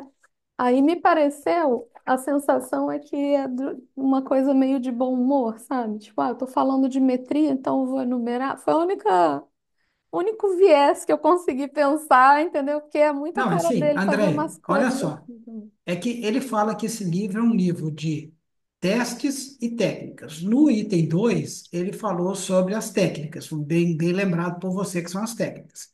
No Uhum. item 3 né, no capítulo 3 ele está falando dos testes, né, que é a conscienciometrologia, e aí ele vai falando dos testes. Em algum momento aqui ele fala assim, acho que é no 3, através dos testes podemos traçar o perfil consciencial da personalidade.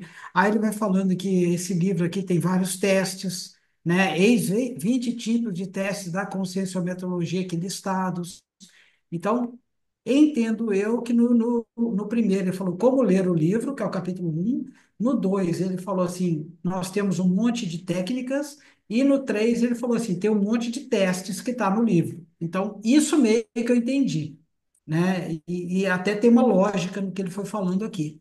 Agora, a sua dúvida, eu não, nunca vi. Parabéns por ter essa perspicácia de por que que ele começou sem citar uma introdução. Eu posso dar uma ideia aqui. Tudo que está escrito aqui, ele conseguiu compor numa página só. E dá um trabalho danado para tudo que você quer escrever, sem faltar nada e sem sobrar nada, ficasse uma página.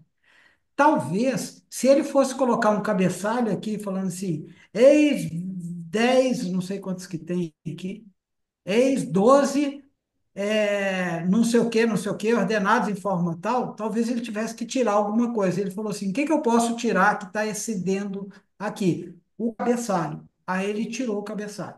Entende assim? Mas aí só ele mesmo conseguiria falar isso para a gente, mas é uma hipótese que pode ter acontecido. A gente tem que começar a fazer isso que você fez, que é ter dúvidas e fazer o que eu estou fazendo agora também, que é o seguinte: possíveis explicações. Às vezes eu estou completamente errado, mas a gente tem que desenvolver esse hábito de leitura com ter sido acontecido isso. Ou deve ter outra forma um pouco melhor para explicar isso que aconteceu. Mas esse é o princípio da leitura dos 700, que eu acho que a gente tem que se nortear para fazer isso. Obrigada. E se alguém tiver alguma ideia melhor, né? Eu pensei exatamente nessa mesma coisa que você disse aí, Ricardo. A questão da conformática mesmo. Pode ser, né? Olha, eu não tinha prestado atenção nisso, não, Andréia. Eu falei, não prestei atenção que esse era diferente, não. Só Até, pessoal, para inventou. corroborar, desculpa, Fernanda, só para. Se tivesse algum parágrafo desse que tivesse só uma palavrinha no final, assim, falar assim, pô, o Waldo poderia ter comido, cortado um pouquinho que daria para baixar, mas todos os tirar uma linha daquilo ali, ele teria que mutilar um parágrafo maior, tirar muita coisa, né? Também não estou dizendo que eu estou certo, não. Estou falando assim, como a gente pode exercitar o nosso pensamento para que o argumento que a gente está usando possa fazer sentido. É Entendam só, só a minha ideia aqui. Desculpa, mas Fernanda, só que eu pensei nisso não, agora. não, é que assim, ó, aí eu li e prestei atenção aqui, que é óbvio, falando das pesquisas, e que o espaçamento é 1,5 para o interessado nas entrelinhas. Aí eu fiquei pensando, a Andrea foi uma detalhista, eu acho, nas entrelinhas, né? Muita coisa está nas entrelinhas, mas é fora de série, né? Muito interessante. Agora, complementando ali, de- tem alguma técnica, algum experimento aqui que o próprio Valdo fala de técnicas de como conformar o teu pensamento, reduzir os espaços, justificar. Parece uma aula de informática, assim, de Word. E eu acho que faz muito sentido com o que o Ricardo trouxe, para poder colocar na forma ali, né, estética ou a forma do livro, né? Isso que o próprio professor Walter fez é muito difícil, gente, colocar cada parágrafo cabendo, e ele ocupa o espaço inteiro de todas as folhas. Se você abrir todas as folhas aqui, ele vai do início ao final. Não é um negócio que uns estão pequenininhos, o outro tem uma página e meia e outro tem meia página. Tudo tem uma página. É muito difícil você sintetizar o que ele conseguiu fazer aqui.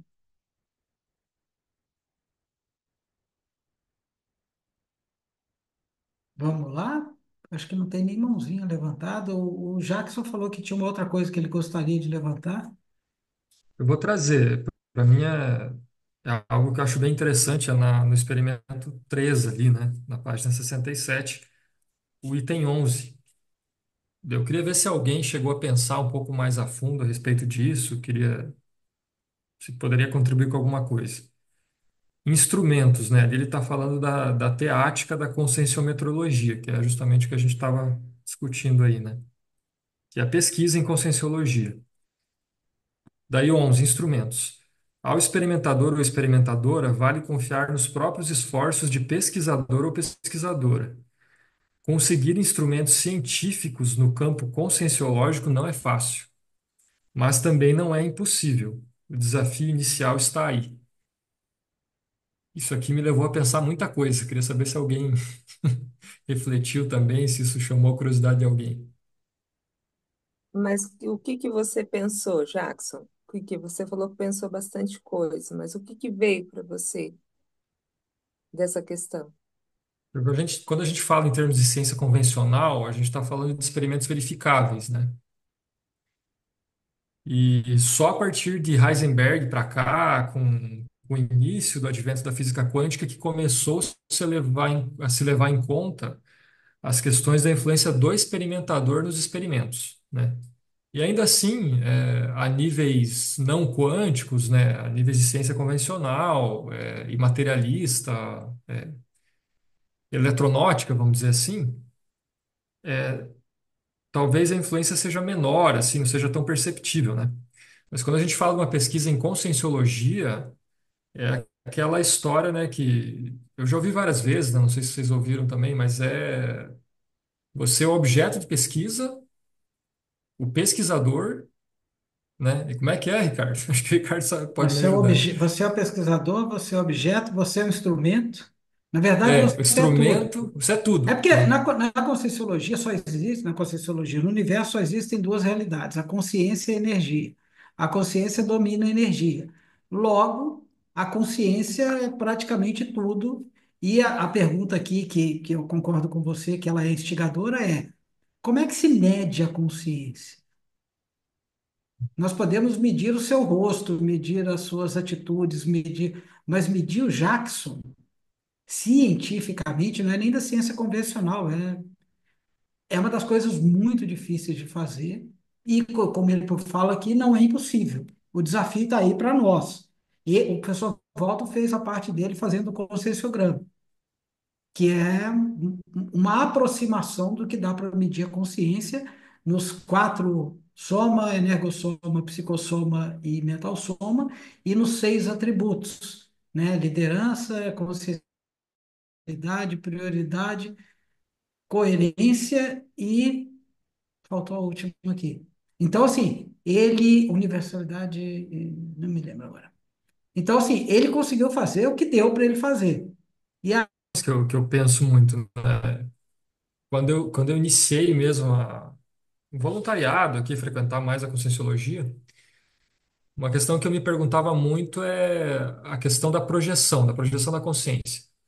Poxa, como é que a gente vai verificar isso, né? É algo difícil mesmo assim, né? Como é que a gente vai quantificar, vai verificar, vai cientificizar isso?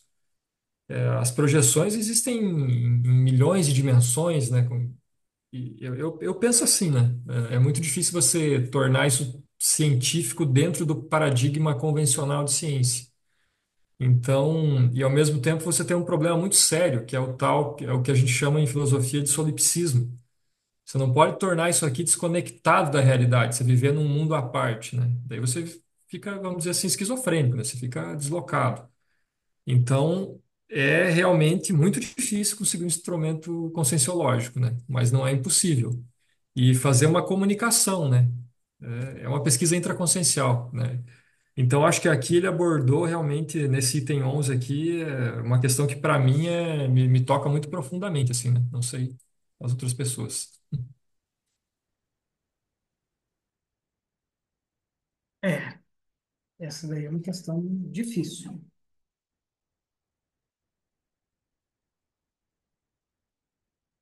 Você vai falar sobre isso, Fernanda, Letícia?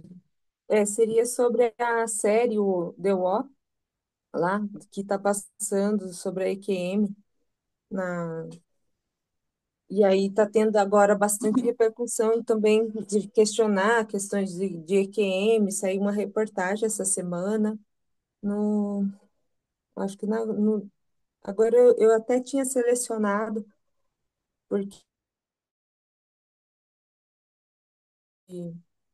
imaginação das pessoas e tal, né? A EQM. E nessa série, não sei se alguém já chegou a ver ou ouviu falar, que ela trata o cara é obcecado para saber quem já passou por EQM e pega as pessoas assim e começa a fazer experimentos. E aí tem um relato de uma moça assim que ela vai falando o que que aconteceu com ela, uma russa. E aí, quando o Jackson trouxe essa questão do instrumento e esse comentário, né, que é uma das questões, a conscienciologia é o autoestudo da própria consciência, o pesquisador é a própria pessoa, né, o instrumento é a própria pessoa, né, com as suas experiências, né, dentro dos atributos e tal. Aí eu fiquei pensativa que é realmente algo muito complexo esse estudo. Antes de conhecer a Conscienciologia, eu comprei aquele livro, Mistérios da Consciência do Damásio, Antônio Damásio. Assim, que o cara, eu queria saber sobre a consciência, né? Estudar sobre consciência.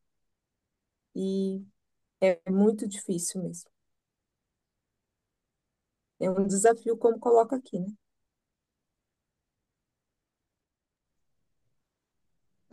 Gente, a minha dúvida com relação a esse ponto, daí, acho que até mais pro Jackson também que trouxe a pergunta. Nos parágrafos ali de cima, ele comenta, né, os 20 tipos de teste da conscienciometrologia. E depois ele comenta no 10º, né, pesquisas. Os testes não são infalíveis, mas sempre demonstram algum valor como instrumentos de medidas da consciência. A minha pergunta é, quando a gente está falando no item 11 de instrumentos, seriam instrumentos adicionais às medidas que saem do resultado dos testes ou da aplicação dos testes, ou é outro tipo de instrumento que a gente está se perguntando o que mais poderia ter? Porque isso que eu não entendi muito bem. Não sei se o Jackson quer comentar.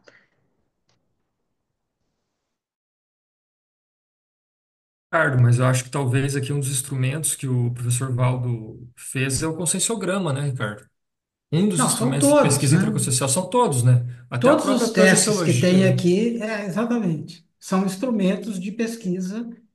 E ele fala, eu achei legal que a Letícia colocou, que ele falou assim, eles não são infalíveis, mas sempre demonstram algum valor como instrumentos de medida.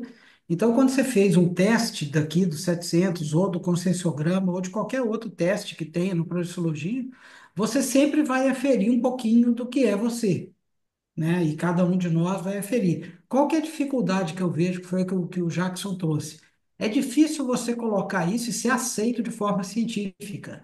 Não só na ciência convencional, mas na própria ciência da conscienciologia. Nós aqui podemos aplicar testes e nós mesmos podemos não ter consenso sobre esses testes e a gente não aceitar eu estou vendo a carinha da Gabi ali, né, que é psicóloga. Como é que se pega a psicologia enquanto ciência? Também tem uma série de debates em cima disso. Mas na hora que você pega algum instrumento, tipo Rochdale, alguma coisa assim, então vários psicólogos testaram aquilo com diversos tipos de personalidade. Estou chamando personalidade aqui genérica, tá, Gabi? Não, não briga comigo, porque eu não sou psicólogo. Mas se pessoas que têm determinado tipo de transtorno, eles nos Estados Unidos, pesquisadores, começa a ter uma estatística, digamos assim. Olha, isso pode indicar que pessoas que veem figuras muito qualquer coisa significa que tenham tais tipos de personalidade ou de comportamento. Então, isso vai começando a ficar científico. Por quê? Porque se aplica em vários lugares. E é o que o professor Valdo faz, é o seguinte, começa a se projetar. Então, para um é um sonho, mas se eu me projeto, tenho uma experiência, a Gabi se projeta, o Zé Inácio, um chinês, um coreano, um russo, e a gente tem as mesmas, alguém trouxe aqui a questão lá da EQM, a Fernanda. Então, o que que é EQM? Se uma pessoa teve uma experiência de quase morte em qualquer lugar e teve aquela experiência do túnel, tá? Aquilo começa a se repetir muito, que começa a ser aceito cientificamente que tem uma.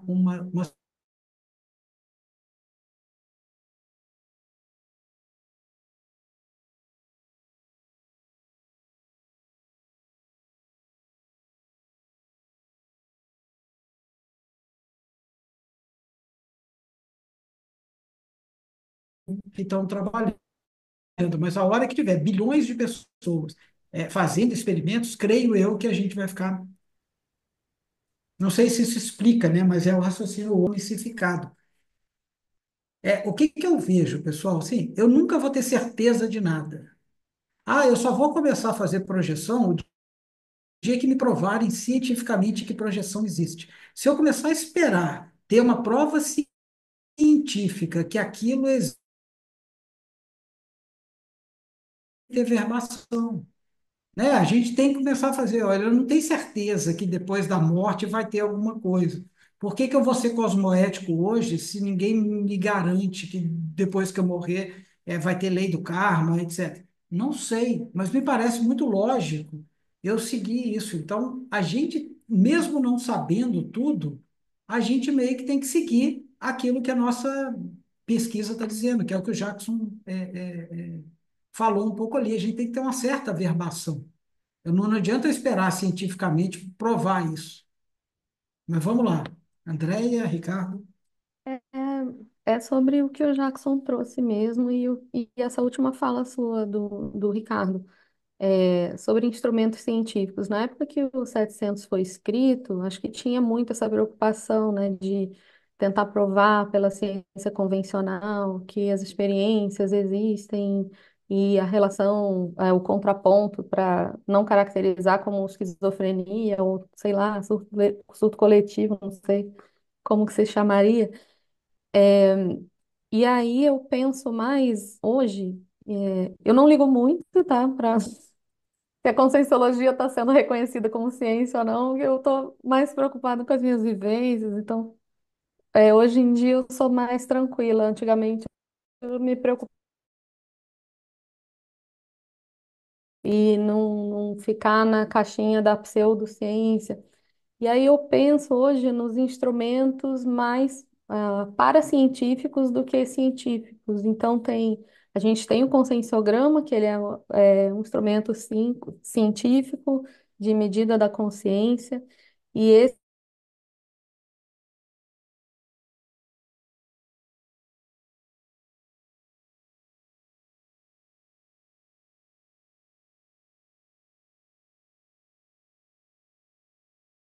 tecnologias, digamos assim, para ampliar, assim, e parece que também quando fala assim, instrumentos científicos no campo conscienciológico, para mim soa quase como um paradoxo, que é como se quisesse encaixar a conscienciologia na ciência. Então é como se estivesse diminuindo, assim, reduzindo, querendo formatar a conscienciologia numa caixa que não cabe, sabe? É isso, essas são minhas reflexões sobre isso.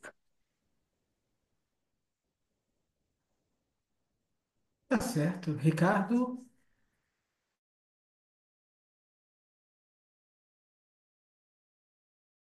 Só a última fala aí, Ricardo, da questão da metria mesmo dos experimentos, né? Mas depois também eu comecei a pensar talvez alguma outra questão, talvez até não tenha sido o principal objetivo do Valdo aqui nesse item, né? Mas quando ele fala ali que instrumentos científicos do campo conscienciológico não é fácil, que ele fala ali dos esforços do pesquisador e da pesquisadora, nós temos dentro da Conscienciologia uma gama, né, atualmente, já de alguns anos, muito grande, né, de ferramentas, de técnicas, né? Então, por exemplo, assim, eu lembrei até de uma fala uma vez do Hernani, né, sobre a questão da enciclopédia da Conscienciologia, né? Porque assim, a ideia é você aprofundar cada vez mais, né? Aprofundar cada vez mais aquela pesquisa da consciência, né? Então, ali são as pesquisas individuais num número grande, né, de autopesquisadores, né? E daí, uma vez que eu recebi o Hernani Brito, o professor Hernani e a Gisele, né? A dupla dele, no aeroporto, e daí na ida até o hotel ele estava comentando sobre a questão da enciclopédia, dos verbetes, que ele numa conversa com o Valdo lá perguntou, né, mas professor, até quando a gente vai fazer, né? Já estava lá no número 1500, 2000, não me lembro muito bem do número exato, né? E aí ele perguntou para o Valdo, né? Até quando a gente vai fazer? Porque é todos os dias, né? 7 dias por semana, 30 dias por mês, enfim. E até quando a gente vai fazer? Não vai parar nunca, né? Aí o Valdo falou: Ah, quando chegar perto de 1 milhão, daí já pode parar. Tido que assim não é uma busca incessante, né? Da consciência do autoconhecimento, né? Da autopesquisa. isso já ainda é o capítulo 3 dos 700 experimentos, né? Olha o tanto que a gente consegue de levantar e a gente sai daqui com mais dúvidas do que esse livro é muito bom. Ele é feito para isso. Cada parágrafozinho a gente vai lendo e vai falando assim, cara, o que que eu posso tirar disso aqui? Mas que mais? Vamos lá, alguém que não falou queira contribuir com alguma coisa. E é legal essa forma de poder ler uma folha. Aí você lê rápido, a leitura ficou rápida, não sei se todos acharam rápido, mas eu achei. Aí eu voltava e ficava pensando. Tudo, aquele na dúvida se abstém. Aí eu ficava, na dúvida se abstém. Eu ficava a semana, tipo, o dia inteiro pensando naquele. E tudo passa, isso também passa. Aí eu passava uma coisa.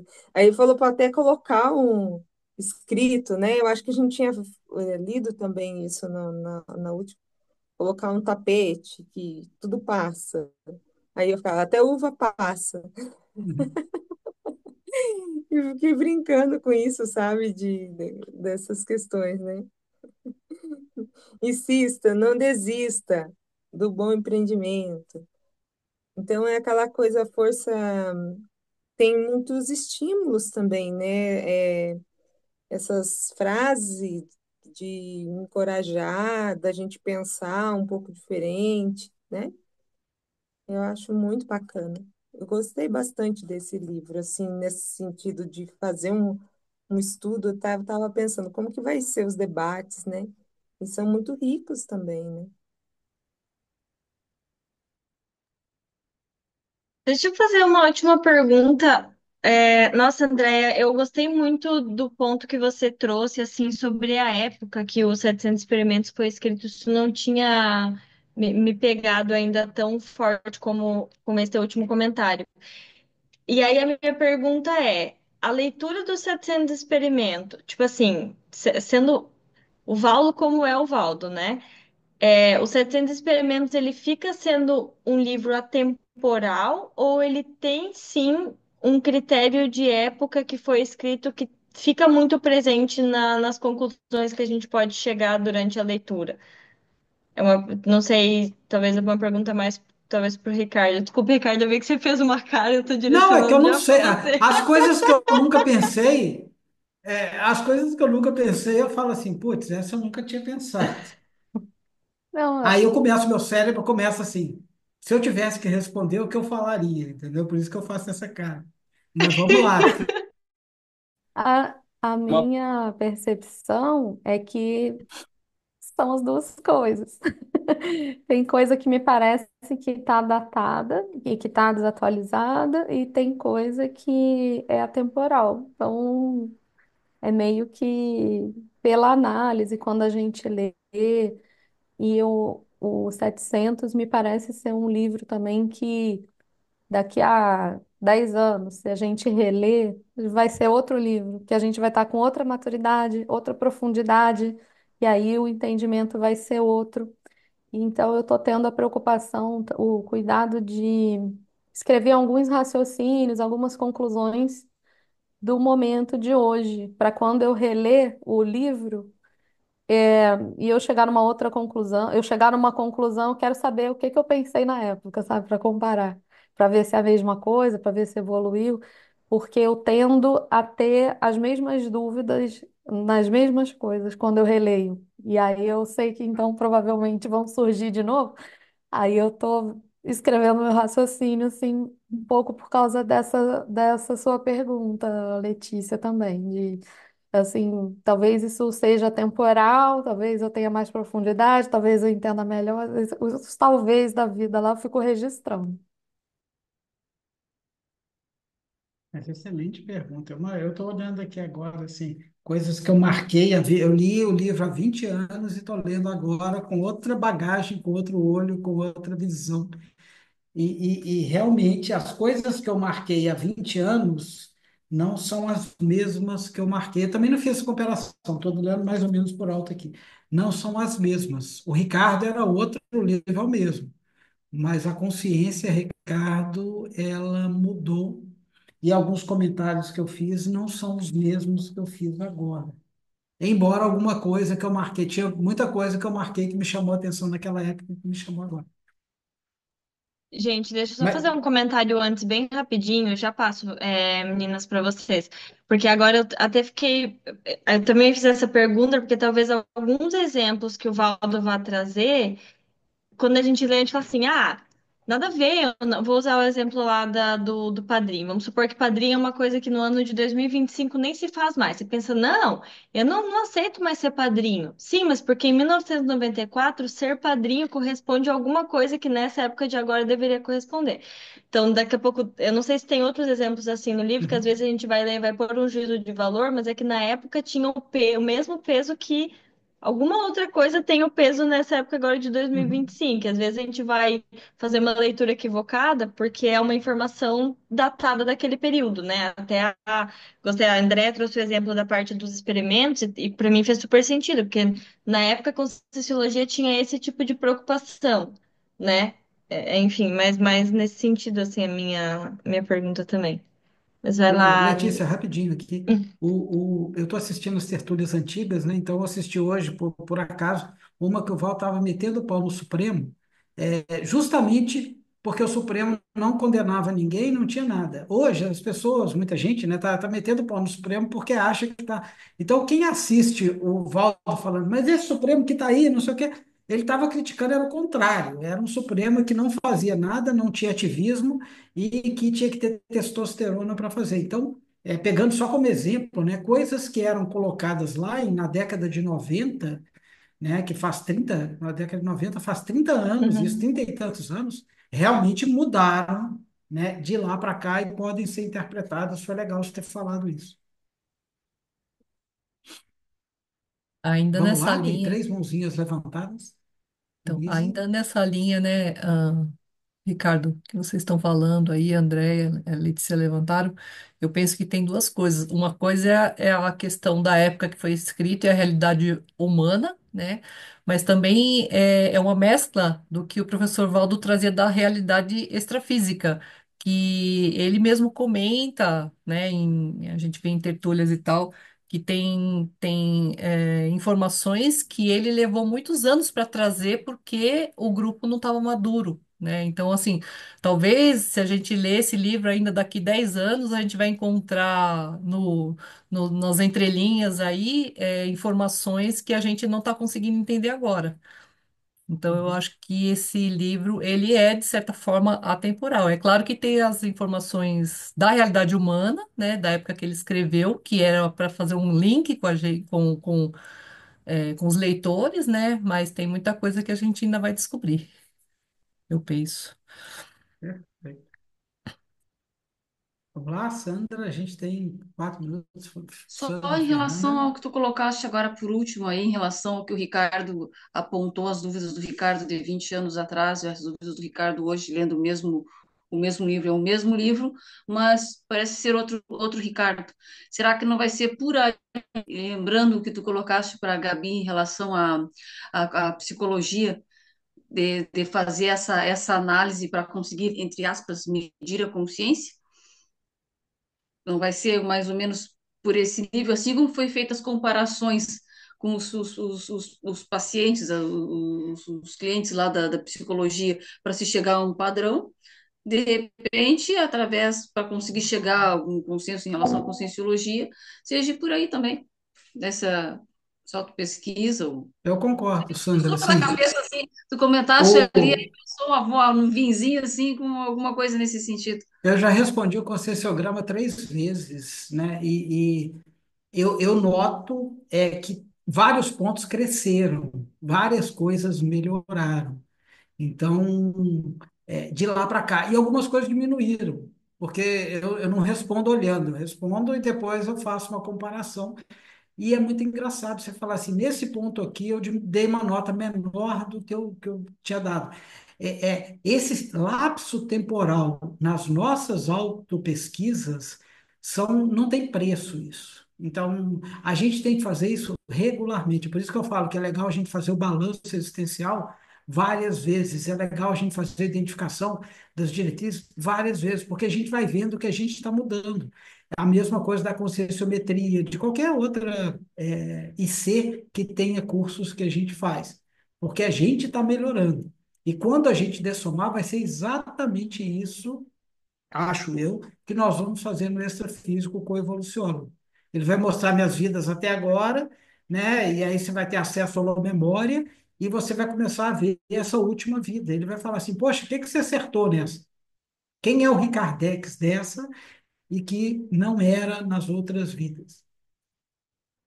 Então é isso mesmo, Sandra. E é legal você pegar um livro de referência e ir verificando você mesmo. Como diria Heráclito, se não me engano, né? A gente nunca entra 2 vezes no mesmo rio, né? Porque o rio é o mesmo e o rio nunca é o mesmo e você também não é o mesmo. Então não tem como você entrar. A mesma coisa, você nunca lê 2 vezes o mesmo livro lendo com o 700. É uma automedida, a gente vai fazendo, uma autoevolução, Uhum. acompanhando. Fernanda, para acabar? A Rosângela levantou a mão, Rô. Ah, não vi. Desculpa. Fala, fala sim.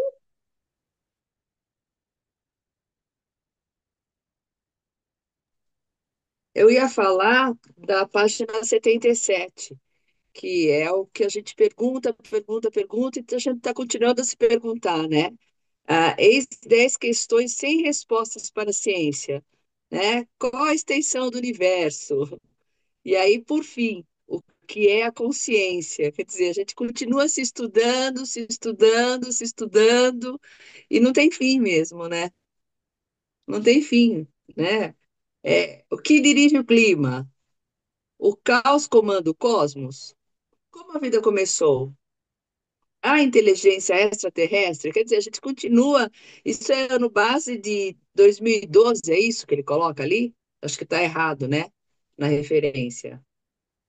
E nós estamos em 2025 e as questões ainda estão borbulhando, né? Tem algumas respostas, mas nenhuma resposta que responda tudo, né? Porque tem as outras dúvidas também. É isso. Pô, você falou o que eu ia falar. Eu fiz boba. Então, então tá bom. E o ano base é 1012 mesmo. Desde de 1012 que se tem, eu acho, essas questões aí, Não, né? não, é 2012. Foi a É, última revisão que teve do livro no e base eles é erraram, ó. erro mesmo. Viu? Eu pensei que era Não, 1012. isso é um erro. 2012. Muito interessante mesmo. E é isso que eu ia falar, né? Por fim, o que é a consciência? Que é quase fechando aí, né? Por causa É. do tempo. Muito bom, pessoal. Vamos Nove tirar h trinta e foto? um. O tempo passou muito Ó, rápido. Vamos bater as fotos, isso. Denise. Todo mundo de câmera aberta, quem pode abrir? Então, X. Pronto, gente. Pessoal, obrigado. A gente se encontra daqui a 2 semanas. E aí, a gente falei, foi muito legal vocês terem lido. Vocês viram que é bem bacana ler o 700, né? Então, assim, vamos ler, pessoal. Valeu. Obrigado. Valeu, Obrigada, gente. Boa abraço, noite. gente. Boa Tchau, boa noite. noite. Obrigada, Obrigada, Tchau, boa gente. tchau. noite. Para Tchau, Boa tchau. semana. todos. Tchau.